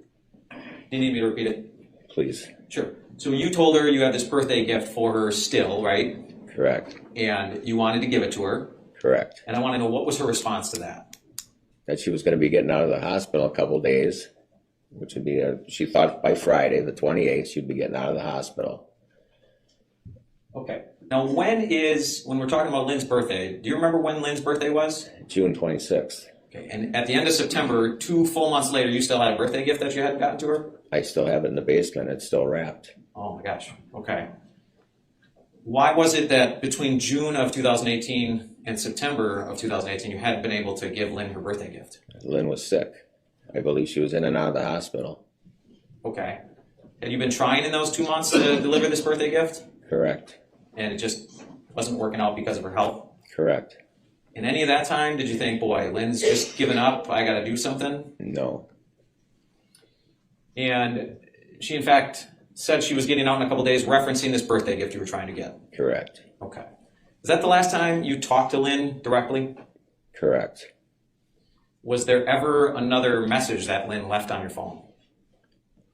Yeah, there was another message after that.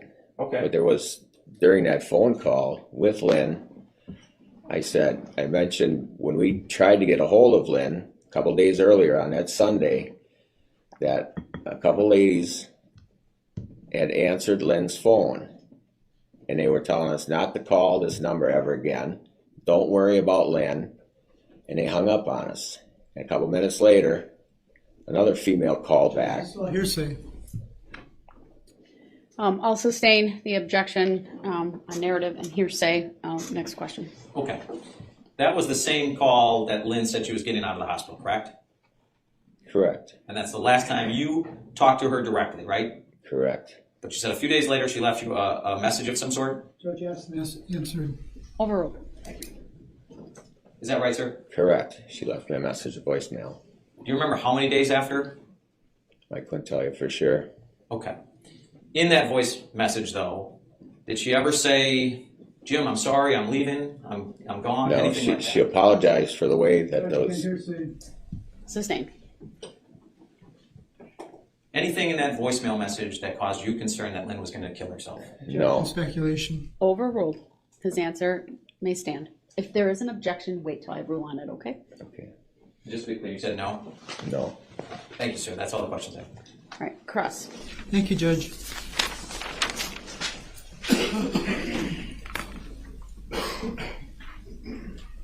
Good afternoon, Mr. Kelleher. Can you hear me? Yes. If you can't, let me know, okay? Yes, sir. Thank you. Lynn paid for a ticket of yours on April 3rd, 2015, correct? Correct. And that was $195? Not that I recall, no. She also paid for that ticket was $67.30 on April 1st, 2015, correct? Not that I recall, no. She also paid for your property account for $195 on April 3rd, 2015, correct? No, sir. If I was to show you a copy of some checks that I received from the bank, would it refresh your memory? Sure.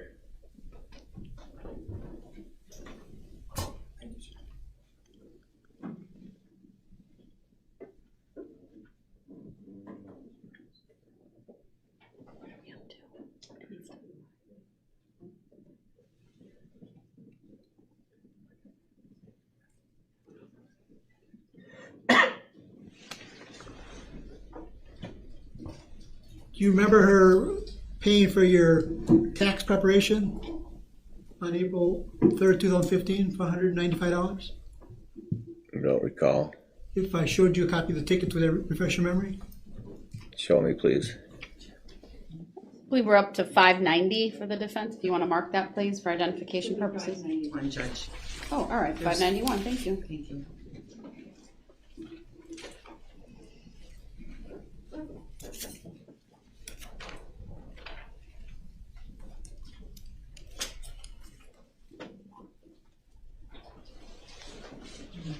You may.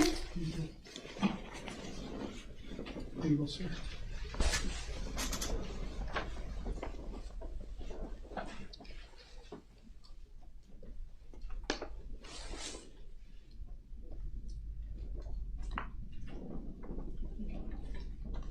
Which are you talking about?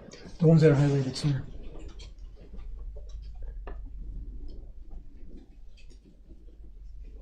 I don't believe this the 67 one. Does it have your, Raj, does it refresh your memory? Does it refresh your memory, sir? that's my tax preparation, so maybe she did for that.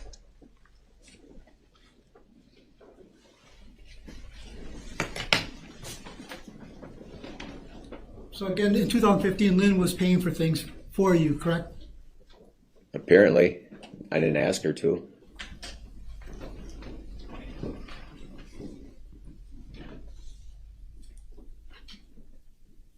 And you indicated you met Lynn at Summerfest, correct? Correct. And you dated for about 10 years, correct? Correct. And did you frequent any bars during that time too? Yes, we did. Did you frequent a lot of bars during that time? A few.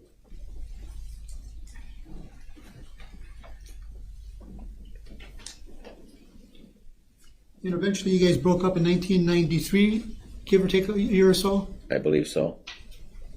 And you kept in contact, correct, with Lynn? Yes. Did you get together with Lynn at bars? Could have, yes. When did your get together with Lynn at bars, did it ever stop? I quit drinking in 2015, so I never went out to the bars after 2015. So around 2015, your get-togethers with Lynn at bars stopped.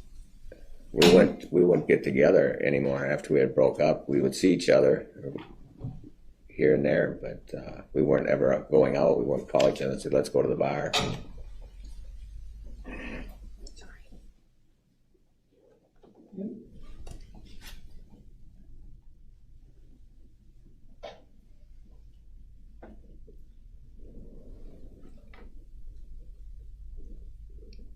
Did Lynn help you when you lost your grandma's house to foreclosure? Not that I know of. You don't remember her helping you when your grandma's house was foreclosed? Financial wise or helping out?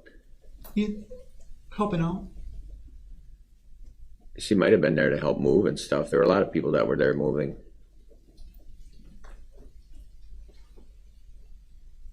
Did she help you pay some of your bills so you wouldn't lose your home? No, she did not. Isn't it true that she gave you a down payment for your home? No, she did not. Isn't it true that Lynn borrowed you money? I'm sorry, I just didn't hear the question. Isn't it true that Lynn borrowed you money? Not that I know of, no. You just don't remember. The 900, when she paid that ticket for me, but I told her not even to pay that because I'd got an extension on that. And then we went right to my house and I paid her back because I had the money at home. Well, didn't she borrow you money for your pool? No, she did not. We had a home line of credit for her, and we had a payment book for that, sir.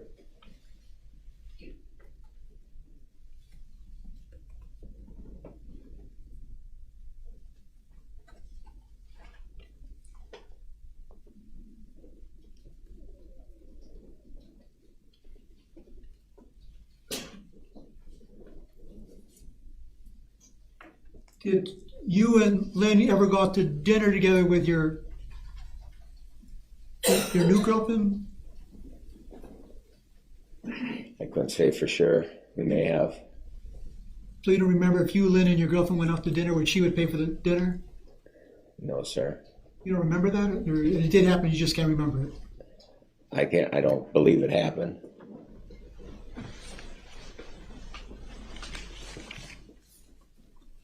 But you indicated that in 2016 to about 2018, Lynn became very sick. Correct. Became very, very sick where she would not want you to come around her anymore. Is that true? She didn't want to come over to our house. It wasn't. So you would invite her to your house and she refused to come over. She would come over and she would bring us treats or snacks or whatever if we were having a cookout or whatever. And then she wouldn't stay. She would go back home. And she wouldn't say because she was sick. She said she always had stomach aches. Did she tell you about her back problems? She had health issues, yeah, but Did she tell you about her foot problems? no. Did she tell you about her eye problems? No, she did not. But you said that she was in and out of the hospital from 2016 to 2015. Strike that, from 2016 to 2018. Is that true? Correct. How do you know that she had been in and out of the hospital during a 2-year period? She was telling you this? Yes. I would talk to her. I'd still talk to her. Did she tell you what hospital that she was going to and what she was being treated for? No. Did she tell you that she had been taken by ambulance to hospitals? Excuse me? What was Did that? she tell you that she was taken to hospitals by ambulance? No, she did not.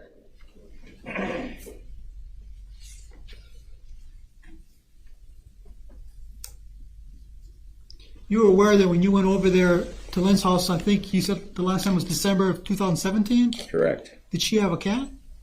Did she have a cat? Correct. Yes. Did she tell you who would take care of her cat when she was in the hospital?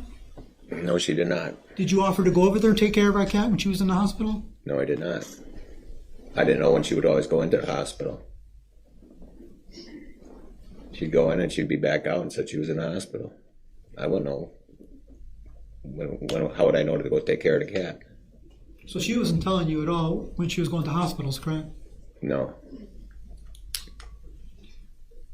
When Lynn moved to her condo in Pewaukee, did you help her move?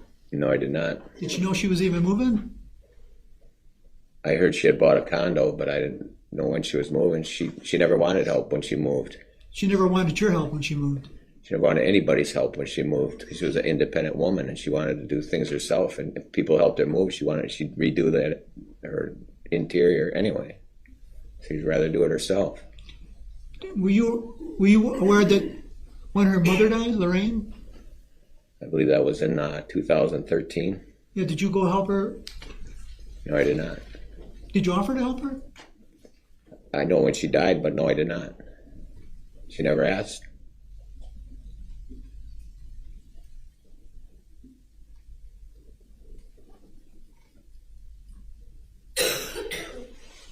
When you went to her house in 2017, December, did you see medication around?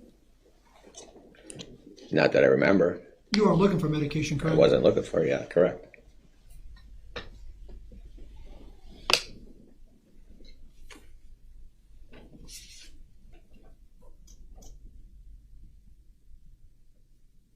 When she went to the hospital in September of 15th to 28th of 2018, did she tell you why she was in the hospital?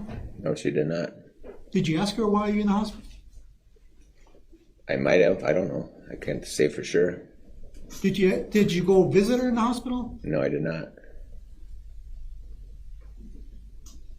I wouldn't know when she was going to the hospital. But you knew she was in the hospital, correct? I would know she was in the hospital after the fact, when she'd come back home and tell me she was just in the hospital. But you said she called you while she was in the hospital, correct? Oh, in 2018, yes. Correct. But you didn't go visit her, was she? No, I did not. She called to tell me that she was going to be getting out in a couple days. Did you ask, hey, I'll go pick you up, Lynn, and take you home? No, I did not.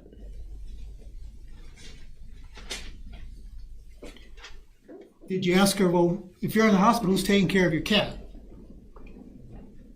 No, I did not. Did you ask her, if you're in the hospital, who's picking up your mail? Never came up.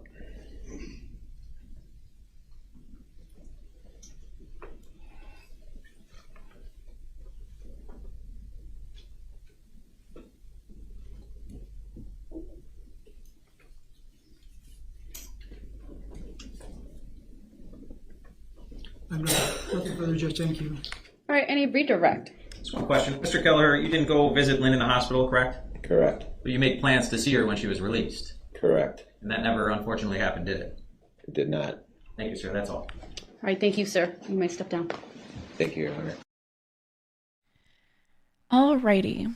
I can't help but notice with this defense attorney, it's interesting because it sounds like it's a different defense attorney whenever they have objections because they sound so authoritative when they object. However, they keep having this defense attorney be the one that's doing the questioning, which I find interesting because he speaks with such upswings in his voice for his questioning that he just doesn't sound like he's even sure of himself or his questions, which I feel like just comes across as a lack of preparation, or not really preparation, but rather, you know, while the prosecution is up there, it doesn't seem like he's really like writing down his questions, and he doesn't like quick fire them as well as the prosecution does.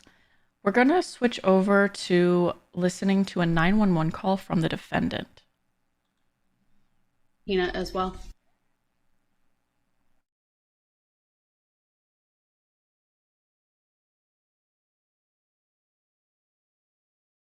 Exhibit 60 is received. Permission to publish is granted.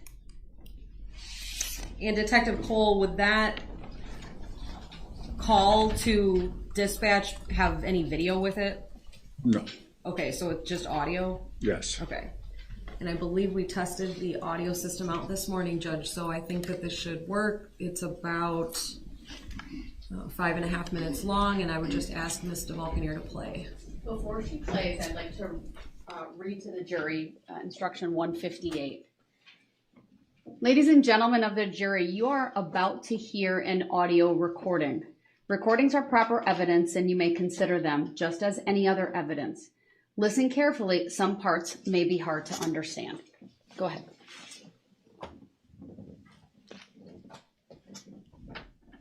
County Communications. It's Waukesha County Communications. It's Jeff. Yes, I'm calling. I'm trying to find out some information, and I don't have a case number or who is working on it. Okay. I have a last name and the person who it is on, and basically I'm just trying to find out some information. Okay. I don't know who it's supposed to. All right. Do you remember where the incident happened? It happened in Pewaukee. What it was is the medical examiner is the one who gave me the number for you guys. Okay. What kind of information are you looking for? I'm trying to figure out who's working on her case. Okay. What kind of case? I don't know. The medical examiner just gave me this phone number and said it was referred to you guys. Okay. So is it reference to death then if you were talking to the medical examiner? Okay. Yeah. And what is the subject's last name? Hernan. And the first name is Lynn. Okay.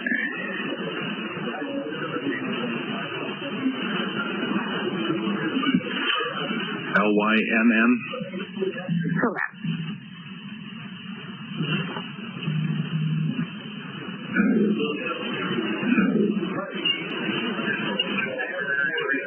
Any idea when it happened? She passed away October 3rd of last year. Okay. But I don't know when it was referred to you guys, or I don't know anything about that. Basically, I've been checking with the medical examiner because we're trying to figure out she was in the hospital before she passed. This was something the hospital should have caught or whatnot, what's going on. And it's the medical examiner hasn't had any information in months, and then she just said now that it was referred to your department. Okay. Now, which department? We dispatched for 20 different police agencies. She said the sheriff's department in Waukesha. Okay.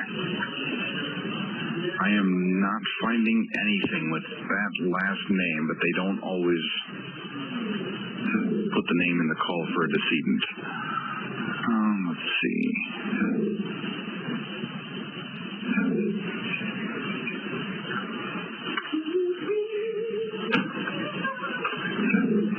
You don't know the address where it happened or anything like that?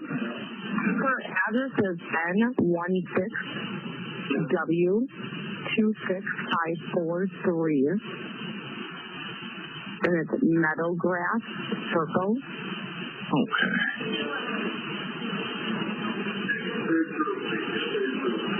What's the phone number I can have a deputy call you at?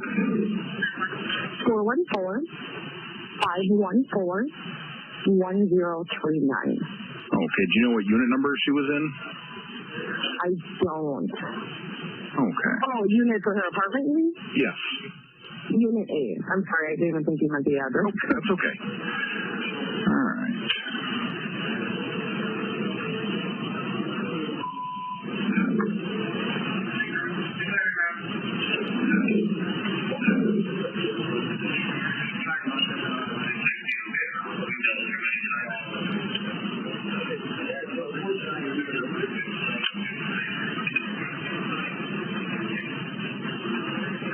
Hang on one second.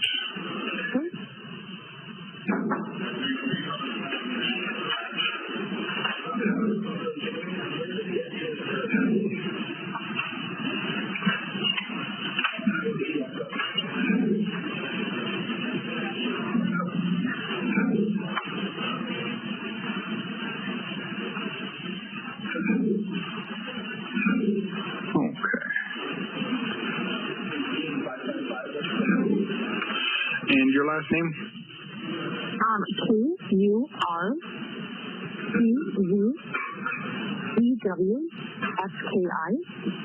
And your first name?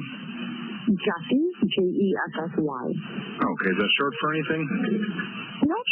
Your middle initial? R. And just for our records, your date of birth? 2/18/1984.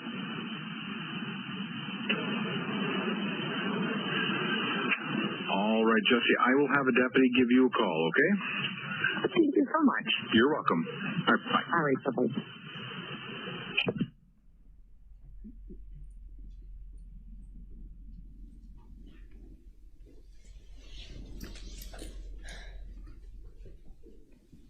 Detective Cole, after that call was made, did you meet with Miss Kurczewski? Yes, Where was that meeting? at the sheriff's office. Okay. Who was there? Myself, Detective Hoppy, Jesse, and her mother, Jennifer. Do you know whether that meeting was recorded? It was. Have you seen that recording? Yes, Do you know if it fairly and accurately captured the conversation that you had that day? yes, Okay. Have you reviewed the recording in its entirety? yes, Would it be fair to say that there are parts of it that aren't really relevant for why we're here today? yes, And have you also seen a version of that interview that is clips instead of a full length? no, Okay. But you know that there are pieces that aren't really relevant for what is happening here. Judge, yes. Jack Dane, based upon what he thinks is relevant. I'm going to ask for a sidebar. Overruled, he may answer. You know that there are pieces of that interview that have been taken out, and that the jury's not going to see those. Is that true? Yes. Okay. At this point, Judge, I move Exhibit. Okay, so we're going to pause right here real quick, and we're actually going to listen to a call between the defendant and her ex-boyfriend, apparently. That was interesting. So that call was not, like a typical 911 call. It was rather like a call to a police station, right? And it's interesting because, as they say, which we see time and time again with cases, is people that interject themselves into the case might have something to do with it. I don't know about, I love my friends, but on the same note, it sounded like she had a son, right? So it's again, I love my friends, but am I going to be checking up on everything and kind of leading the investigation, if you will, from the side of her loved ones? I feel like that would be the role of her son or something like that. It just seems like a bit much to keep calling, right? She made it sound like she had been calling quite a few times to get information from the medical examiner, and a little too curious about what happened and what they're finding, or what they're not finding, rather. So definitely an interesting one. Love wins over on YouTube. Yes, you are saying that the judge is great. The judge is great. I do appreciate the judge's the way of handling things, and she is very direct and just to the point and gives that punch that is needed, especially with the guidance from the defense attorney's interesting way of questioning sometimes. All right, so we are going to skip ahead. Let's see what the timestamp is. All right, we're going to skip ahead to this phone call.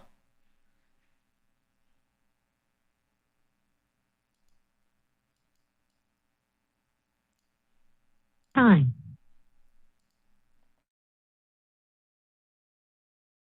Part. That's the sort of automated voice you would hear at the beginning of a call like this? Correct. And you had to accept that call, correct? Yes. You had the option to reject it? Yes. And you accepted it? Correct. You heard the human voice say the word Jessy, correct? Yes. Do you know that to be Jessy Kurczewski's voice? Yes. If we could continue on with the second audio clip, which is from timestamp of this particular file, 6 minutes, 44 seconds until 10 minutes, 5 seconds. You really have nothing to say to me, do you? No. Greg, in that brief audio clip, did you recognize the two voices we've heard so far? Yes. And who are the two voices? Jesse and myself. Thank you. And I'm sorry, by Jesse, who do you mean? Jessy Kurczewski. Thank you. Your Honor, at this time I'd move Exhibit 54 to evidence. Exhibit 54 is received. Thank you. And then I'd ask to continue playing that second audio file to its conclusion. Granted. Thank you. Don't. What the hell do you expect? I don't understand why you're being this mean. It doesn't even make sense. God, I'm not being mean at all. I'm being what any normal human being would be in this situation.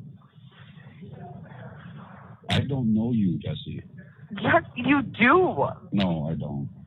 I don't. Nobody makes up lies like that to their person they love. You don't love anybody. I don't love anybody? No, you don't. You don't lie to people. You don't lie to people and make up so many lies. About one thing. One No, it's not one thing. Our whole life was not a lie. Yeah, I was. No, it wasn't. How can you even say that? Very easily, because you lied to me about something very serious. Then you told a bunch of other lies on top of that to my family about her being in the hospital and being brought back to life. You just kept making up more and more lies. You're diabolical. That's just crazy. Crazy. I can't even believe it. Do you know what it's doing to my mind knowing that I was living with somebody like that? Is continuing to be played, which is just this witness's perception of things. These are not statements of Jessy. There's a witness's impression. It's improper. The exhibit was received without objection. The state may continue playing it. Thank you. You may cross-examine on that.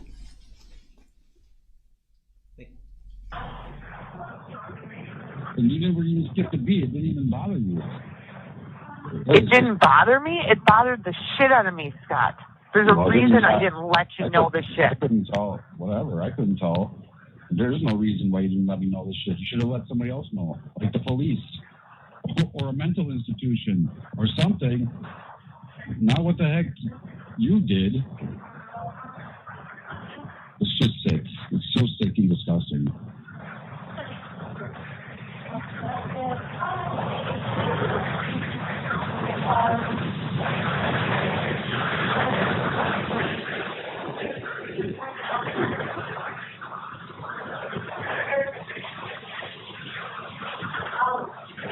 You act like that was our whole 3.5 years together.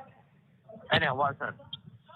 Well, it takes precedence over everything, trust me. No, it doesn't. It doesn't for you, Jessy, because you're not a normal person. It does for me.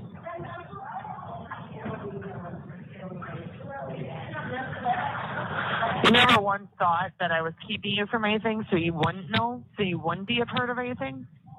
So you wouldn't get hurt, so you wouldn't be involved? Why the hell would I think anything even close to what was going on? I was told she's in the hospital. Your She best was friend was in the fucking hospital numerous times. Well, not in a coma for 5 months. That's what you told me. So, I know that's what I told you. Yeah, I told you know. that to protect That's you pretty for a disgusting. reason. That's pretty disgusting. That's a disgusting thing to lie about. Mr. Craig, at the end of that audio file, did you hear Ms. Kurczewski tell you she was trying to protect you? Yes. Do you know what she meant by that? Overruled, he may answer. Speculation what's in the Jessy's mind. The way it was phrased, he may answer. No, I don't know what she meant by that at the time. And throughout your 3 to 3.5 year history, did Ms. Kurczewski ever express to you that she was concerned about Lynn and her mental health? Yes. And in what way? She said that Lynn was a drinker. She used pills before medications. I don't know if they were prescribed or not. She was suicidal, things of that nature. That was all from Ms. Kurczewski telling you that? Yes. You never got to meet Lynn, though, correct? Correct. And again, as far as the pill comment, that led into Ms. Hernan having suffered a coma and being in the hospital, correct? Sustained as to the form of the question. Sorry.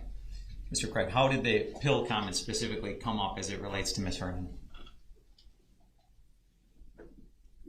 As far as... Did Ms. Kurczewski just say, oh, she uses pills? Or was that the basis for Ms. Hernan's hospitalization, according to Ms. Kurczewski? Well, that was the reason that I was told that she was in a coma because of pills and alcohol. And you later learned that was not true? Correct. It calls for hearsay. So overruled, the way it was asked is Sufficient. I'm sorry, could you just repeat your last answer, sir? Correct. Thank you, sir. That's all the questions I have. Cross. Judge, could we have a lunch break now and begin the cross after lunch? It's not going to be done in 10 minutes or even 20. All right, that's fine. We'll take our lunch break then. All rise for the jury, please.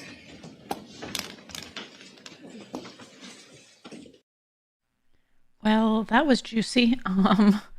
That was one heck of a call. Like I've mentioned, this is also the first time that I'm experiencing this stuff along with you guys, so I don't actually know what's going to be said. That was definitely more intense than I thought, and more revealing than I thought, right? Like, it doesn't sound like he's just kind of taking this out on her, knowing that this call's recorded and things like that. Like, it does sound pretty genuine from his perspective. And yeah, that's really interesting that he was that direct with her, in the sense of we're hearing for the first time that she's the one that told him that her friend was suicidal, right? Or that she thought maybe she could be, while every other person that we've heard testify has made it very clear that there's no way she would be suicidal, that no way she would leave her cats behind, and that she had no inkling of any self-harm or any intention of. So it seems like she's kind of setting that ground up, right, within her world, at least, aka with her ex, making him believe that, or alluding to that. So we are going to watch part of the defendant's interrogation that we heard the police mention. I know that they said some of it's not all that relevant, so we will play through a bit of it and see if the relevance of it. I say that because I think down on day 8 and 9, there's more interrogation of the defendant. So maybe this was more of like an interview or something. Again, I don't know. I haven't listened to it. So we'll see how relevant this earlier interview is versus the later interrogation that we'll get to later this week. No objection. Exhibit 55 is received. Permission to publish granted. And if we can please go to slide 1. Now, slide 2. Detective, at the top of the video screen, is there actually a date and time stamp that the video put on this video? Yes. And what's that date? It's March 6, 2019, just before 10 a.m. Okay. Does this look like the beginning of that interview that you had in this case? It is. Okay. And then for the record, the timestamp for this clip is in the lower left of the exhibit, and the time is associating with the clock running at the top of the video. Before you play that, I want to read instruction 158. Again, this time for audio and video recordings. Ladies and gentlemen of the jury, you are about to hear and view an audiovisual recording. Recordings are proper evidence, and you may consider them just as any other evidence. Listen carefully. Some parts may be hard to understand.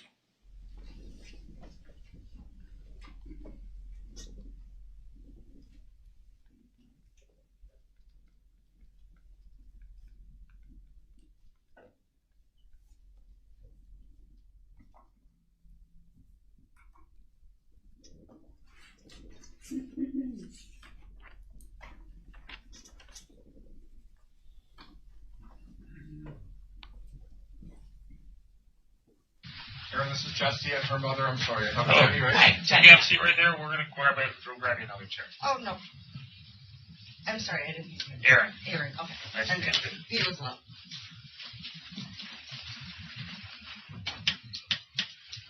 Yeah, she was a good friend with Lynn, so she kind of wanted to know what's going on too. Thank you.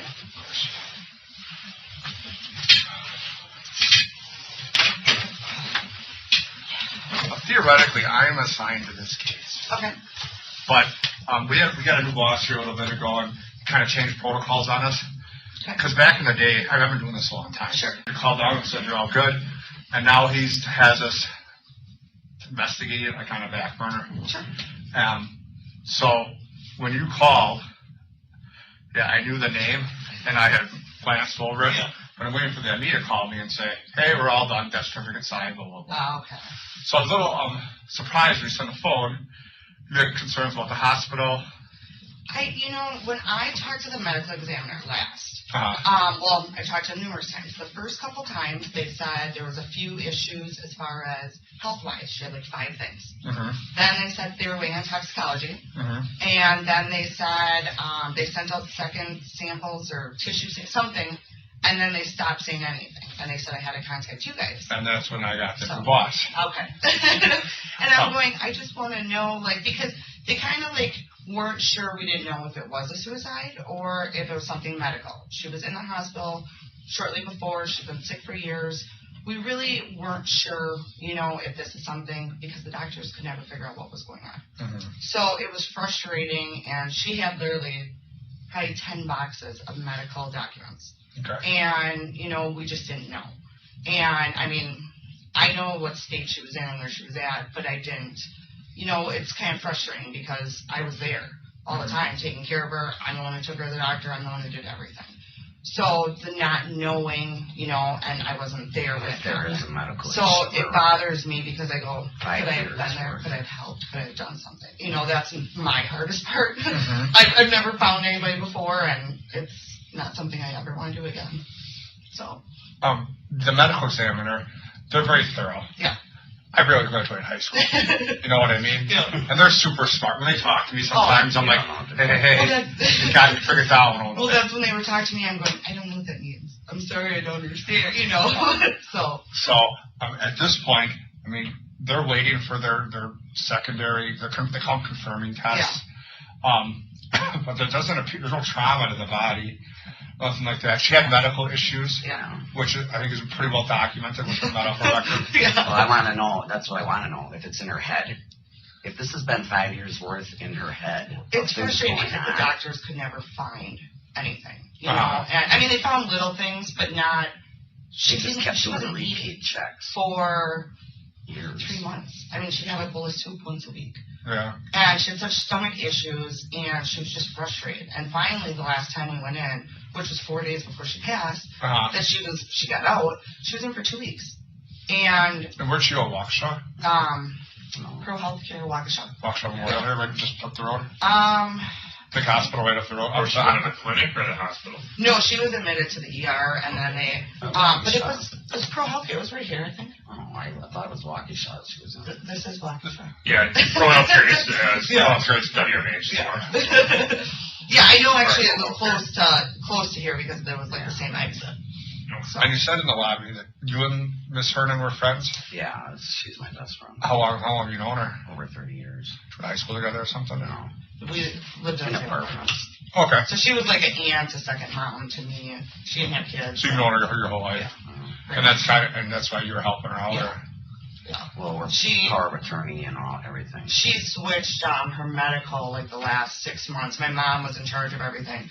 And she switched it because with her working and her hours, it was hard for her to get a hold of her. Mm-hmm. So my hours were different and I could help her. So she basically, towards the end, I was taking her to doctor appointments, picking up her prescriptions, doing everything. And she was supposed to get in-home health care from the hospital. That was the only way they were going to release her because they wanted her to go to inpatient.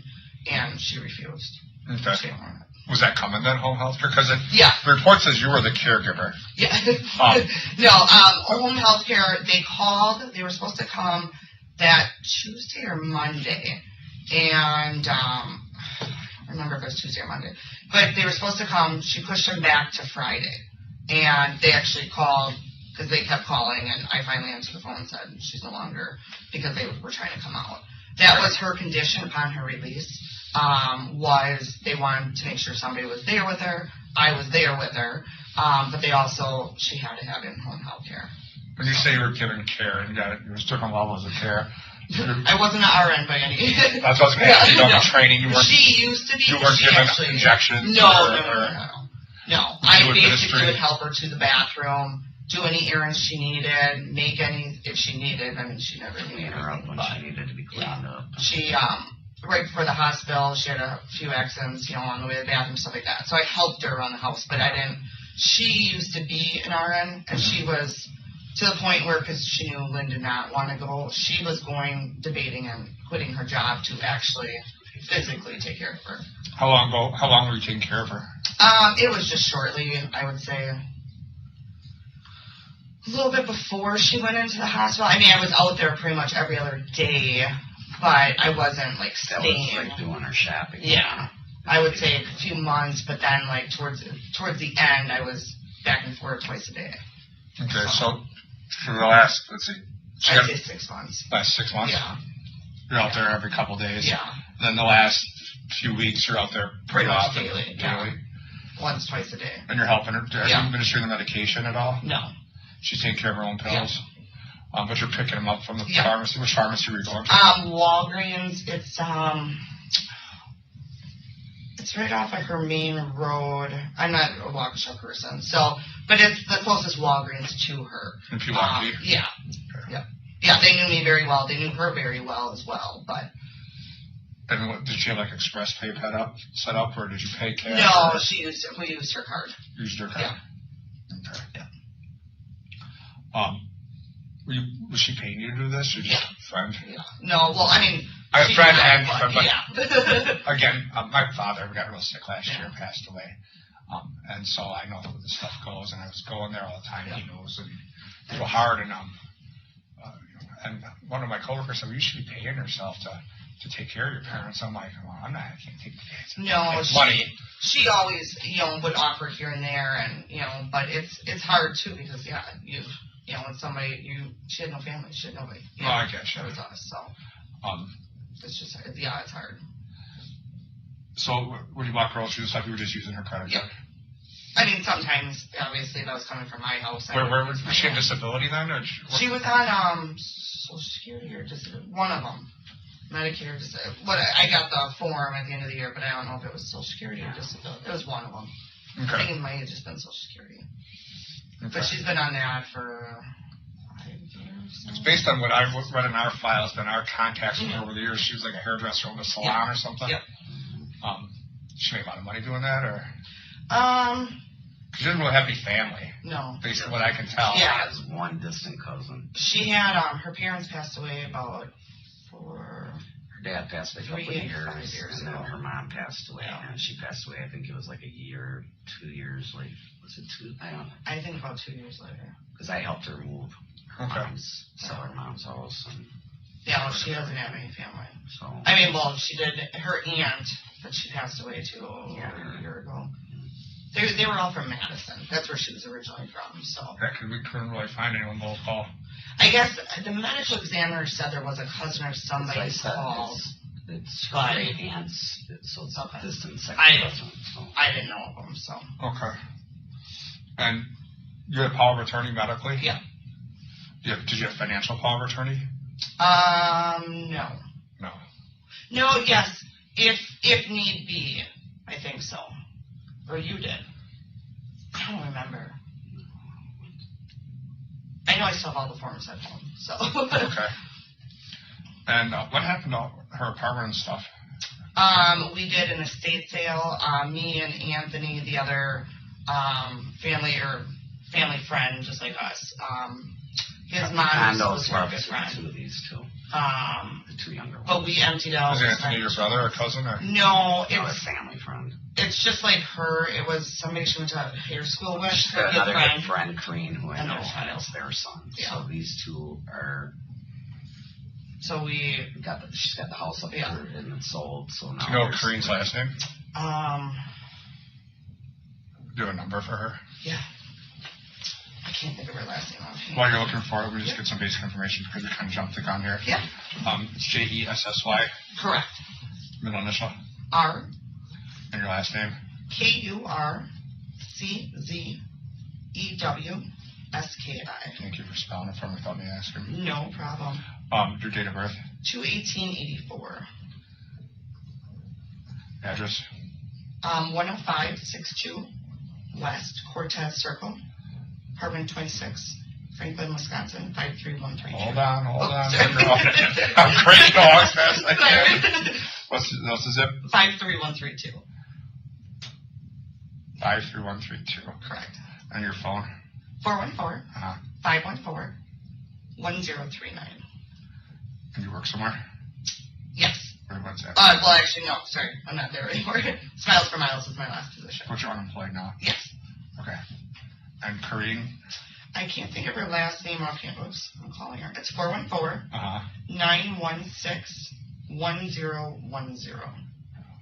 I can't think of her last name.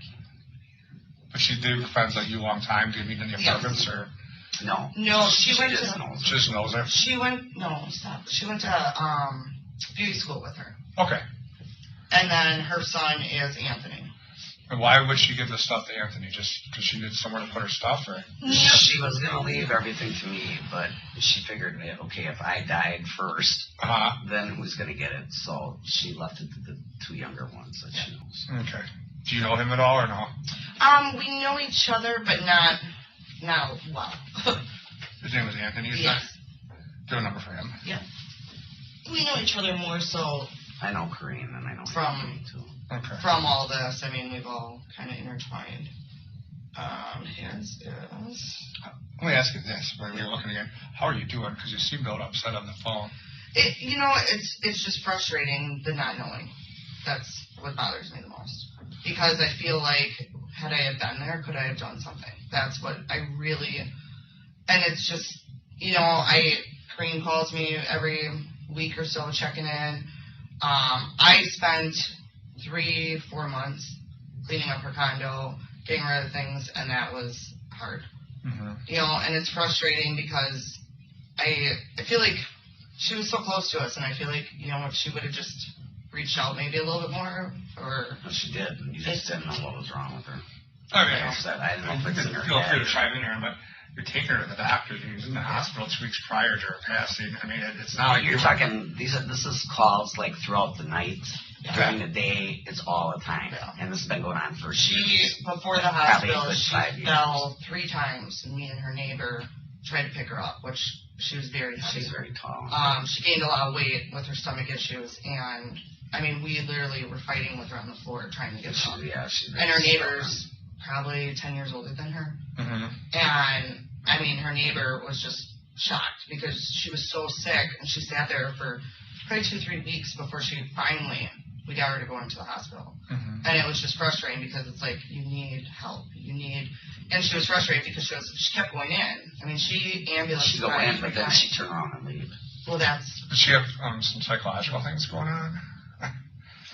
Yeah. I've never met her. I looked into her records, which I don't know if you have access to, but the hospital has a lot of notes on her. She would go in and they would release her right away. I don't think they know what to do. I don't know exactly what they would say, and half of what she said you couldn't believe, because she told the doctor, "I'm fine, I'm eating," and I call them outside and say, "No, she's not." Mm-hmm. So it's hard. But she said that they all thought she was psychotic, and all these things listed on her medical records, that she saw a psychiatrist, she didn't, so I don't know if it was what she was saying or what they really thought. I don't know. That's what was frustrating, is because she would tell you one thing, but it'd be different. So it'd be different when you talk to the doctors. Mm-hmm. Anthony's is 414-916-1026. And you know his last name either. I do know both of them. They're the same. I can find out. Why are you looking? Why you said stomach issues? Is she have diarrhea, or is she throwing up? Both. But she saw a what is the stomach doctor? She said gastrointestinal. She saw somebody probably 3-4 years back, and ever since then they prescribed a ton of medications, changed her diet, and she never was the same after that. Based on your observations, was she taking her medication properly? Because they find her. Yeah. Obviously, you found her. There was stuff everywhere. Pills everywhere. No, the hospital, when she was there and they noticed, they put an actual camera in her room. She had me go to Walgreens and get her prescriptions because they weren't giving her regular meds. she pulled off all her stuff. I went in one day and I'm like, why is there a camera in here? And they said, well, we're having some problems. She was never good with her medication. She was really big on her Xanax, was her big one. She never took it. She always was taking more of it than what she needed. The doctors wanted to cancel her on. Yeah, when she was in, they took her off of it. These items that she would have already purchased when the doctor was giving them to her, so she'd stockpile on stuff. Did she have doctor shop? They call doctor shop where we have multiple doctors prescribing the same stuff. I don't know. No, she didn't. She do that. Because as a matter of fact, the doctor she had took her off stuff and then said, I want you to see another doctor because I cannot prescribe these things for you anymore. So, because people abuse Xanax. Poza. P-O-Z-Z-A. That's mom and son? They're both the same. Are they local? I assume they're local for they live in Big Bend, I think. Okay. So they're in the metro area? Yeah. Okay. If we could please go to slide 3. Erin, this is Jessy and her mother. I'm sorry. So I did not catch that in the beginning of when I played it. If they did say it, I was wondering who this other person in the room was. I can see that the person's name is Jennifer Flowers, of course, but I didn't know who it was. And based on the way the Jennifer lady is answering things and, you know, giving their opinion on things, it seemed so aligned with Jessy. I was like, who could this be? And as you just heard them say again, it's her mom. So it's Jessy and her mom that are in this room for this interview, which revealed a lot because I was definitely wondering if this was just another friend of the victim. That would have been just the second person to agree so much with Jessy. But given the fact that it's her mom, that makes a lot more sense of why she's just like adding her 2 cents all the time of like, oh yeah, she misused pills and oh yeah, this. So it's like she's not adding much, but rather just like agreeing with anything and everything Jessy's spewing.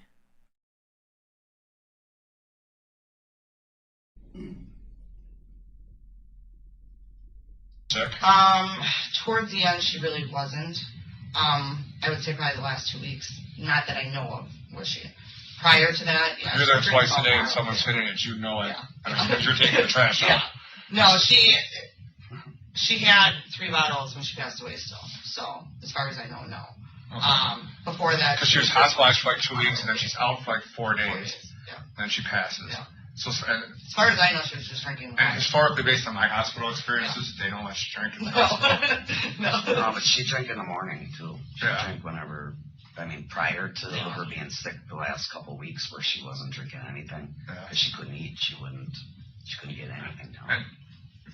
Do you know why she's gaining weight if she's not eating? Exactly. We couldn't figure it out. Is it water weight or something? I know when she first went in, she was very bloated. Because I can tell you why I got it. Well, she's a good eater. I mean, she loved to cook, but she was not eating. Sure. But when she went in the last time, though, they kept feeling her stomach because they said the same thing. And they took x-rays, and they just said she was extremely bloated, but they don't know from what. Okay. Because they would actually push on, and she was in excruciating pain. The medical examiner gets access to all the medical records by statute. So, I mean, and again, I don't tell them, doctors, but they tell me what happened. Yeah. Were you going there to see her at all, or not? No, I hadn't been out there in a while to see her. When was the last time you saw her, do you think? I don't know. I'd say maybe 2 months before. 2 months prior to her death? Yeah, I honestly couldn't tell you. At least prior to her hospital stay? Yeah. Oh, yeah. Okay. Yeah, I think the only people that she really saw in the last month was me and the neighbor. The neighbor went to the hospital. She didn't want nobody. She never wanted anybody out. If somebody said they were coming out, other than her or I, she would tell them. Don't come? No. Is it June or Judy? Next door. Yeah. Jean. Sorry, I'm wrong. I don't know her last name, but I do. I think it's in the report here. Yeah. Because she was there. They talked to her that day. Jean Tennell. Yeah. And she lives right next door? Yeah, she lives right next door. Okay. Yeah, because she helped me and pick her up, I think, 2 days. Do you have a number for Jean? Yeah. I mean, we have one, but I want to make sure sometimes. No, that's fine. nothing more frustrating. Our deputies sometimes get a little lazy when it gets to phone numbers. 262-893-3483. Was she helping her out too besides you, or mostly just you? She would help a little if I wasn't there. Lynn would call her, like, she called quite a few times if she needed something or she fell, and if I couldn't get there quick enough, she would try calling her. So she would help, or if I knew I was going to be gone, you know, and I knew she was having a bad day, I'd say, you know, can you check in on her or stuff like that. So, and I know she came and visited her once or twice in the hospital, too. Okay. Any other neighbors that she... No. I mean, they all knew her, but she wasn't really close with a lot. She did have one guy friend that lived further over that would stop every so often, but he didn't even... She pretty much blew everybody off hospital at the end. A lot of people were upset because they'd call and they'd say, oh, I'm stopping over. And she'd say, no, I don't want to see anybody. Or when she was in the hospital, I said, do you want me to call anybody? No, I don't want to. She just sometimes you don't feeling well, you don't want to see no one, you know. She had paranoia. She'd never leave her house. That's why she'd do a shop, and even if she could shop, she wouldn't. She just she wasn't. got a certain time. She was a very, like, 5 years before this, from when I was little to 5 years ago, she was a completely different person. Fun of the party, knew everybody, would bring hors d'oeuvres to the pool for everybody. I mean, she was just a completely different person. And after her parents died and she got sick, she kind of just withdrew from everybody and everything. She didn't. If we could please go to the next slide.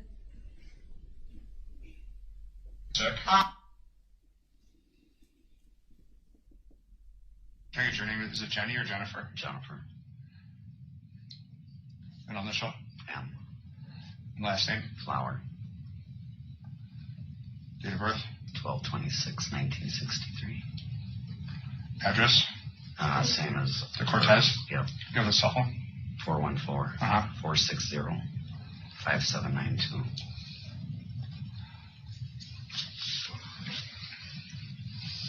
Anything else you want to tell me that you think's important? Even a small detail.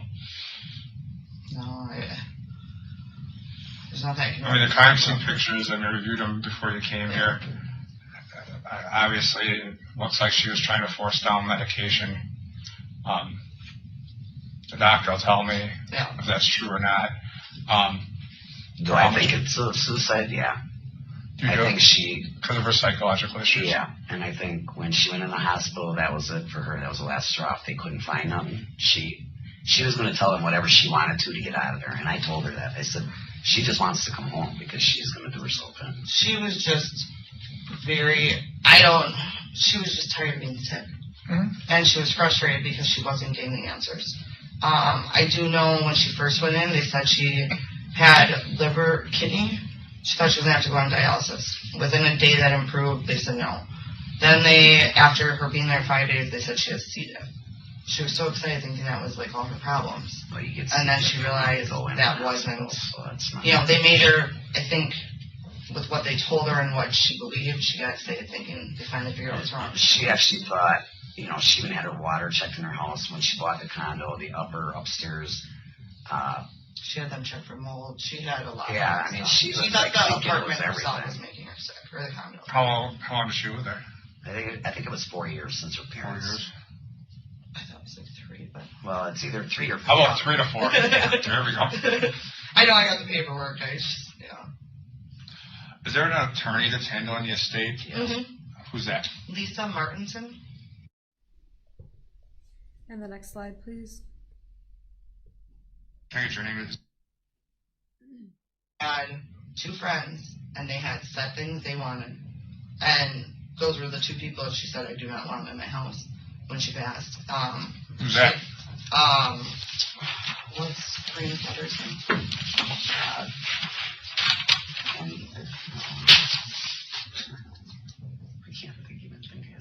Let me think about later. Call me. It's Green's brother, and then Jim, her ex-boyfriend. And they both wanted the same things, and they were the things worth of some value. What did they want?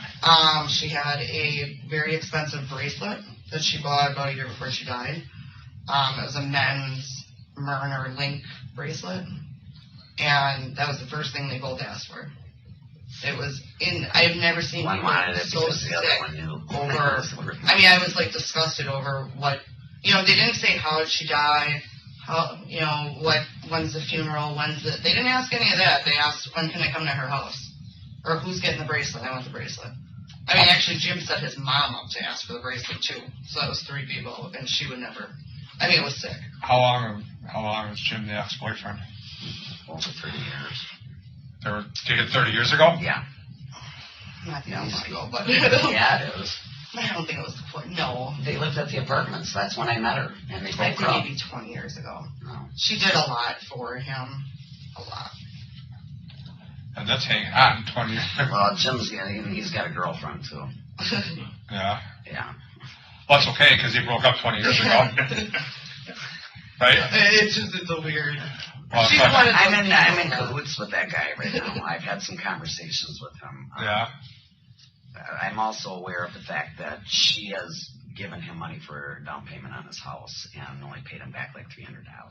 How much did she give him? A lot. When you say a lot, you have documents? Yeah. And he knows we know. Because those are my exact words to him. He actually also has very good friends who work for this office. Was he? Yeah. His wife's a court reporter for Waukesha too. Girlfriend. Sure. Next slide, please. And person. Well, he whoever created a of lot stuff of. too is really not his. He created a lot of his problems. name isn't on anything, so why should he? It's not his business. He was very determined to be in her house and get certain things. She had strict who gets what. We abided by it. But he. Did he get anything? Yeah, he did. He got way more than what, because I didn't have a problem with giving away her things. Do you have an itemized list that you gave? Mm-hmm. If I'll give you a card as my email on it. You want to email me? Yeah. I also have her itemized list too. You want to email me that? Yeah. Okay. Yeah, he's been an issue. We don't have any conversations with him anymore, but at the beginning he was a problem. Did he have contact with her toward the end? No.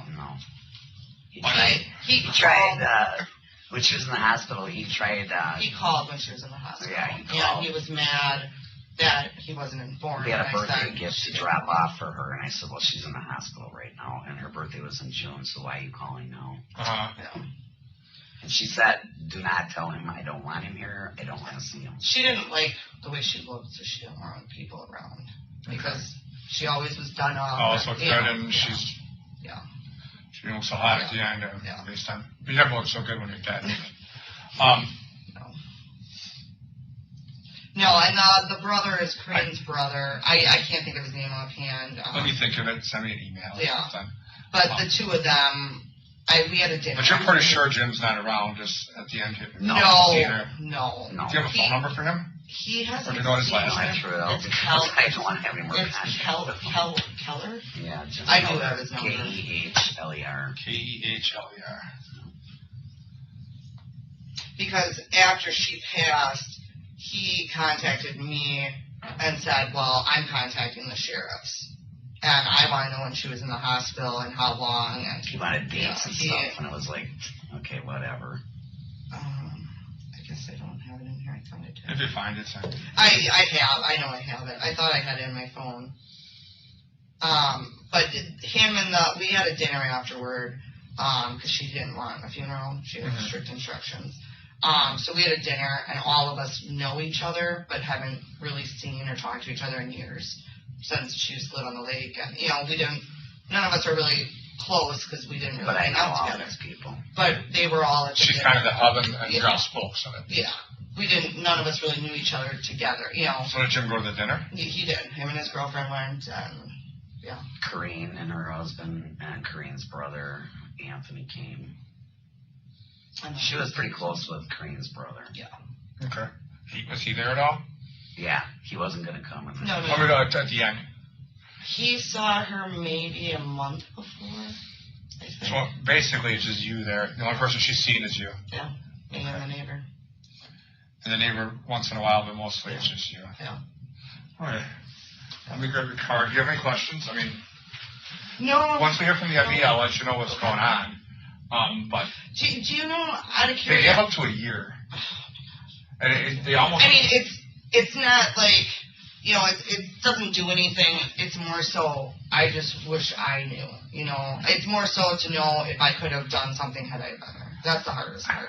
I'd like to know if it's a suicide, but I'd still like to know what led up to her being sick for the last 5 years of her life. Why? Medical problems. If it was in her head. I'll ask the doc when it comes time. But again, our medical exam, she may take up to a year on something. She does it quite a bit. Yeah. They're very thorough. Well, and I'd rather at least, like, I was excited when they said, you know, I'm not excited, but when they said, you know, that they found something with their heart. They found like 5 different things. And that at least was encouraging because I went, a lot of times there's a lot of contributing factors. Yeah. And it's a combination of these things. And that's what the body starts to shut down. So I'm going to go grab you a car. Detective, is that essentially where this interview ends? Yes. Okay. All right, we are going to wrap up with that. It's also very telling how, what is her name? Jessy, she talks over her mother so much to the point that when this first played, when we first listened to the first part, and when her mother spoke, I honestly thought it was people in the courtroom speaking while they were watching the recording because it sounded so ridiculous how much they were talking over each other. And I mean, that just lends to Jessy wanting to control the narrative. It seems like she went into this interview knowing what she wanted to say, what points she wanted to make, and she was going to make sure that that was the case. And she was almost leading the interview, or at least she felt as if she was doing so. I mean, anytime the mother said literally anything, Jessy just made sure to raise her voice. And I mean, it was screeching in my headphones and I was trying to turn it down for you guys. But yeah, she definitely is making sure she's getting her story out there and her version of who she knows and the relationships she knows that Lynn had and everything like that. So that in of itself is super telling for sure. All right, so we're going to wrap up there today. We're going to continue with more testimonies tomorrow. I hope to see everyone again at 1 p.m. EST tomorrow to go through some more testimonies and get some more insight into Lynn and Jessy.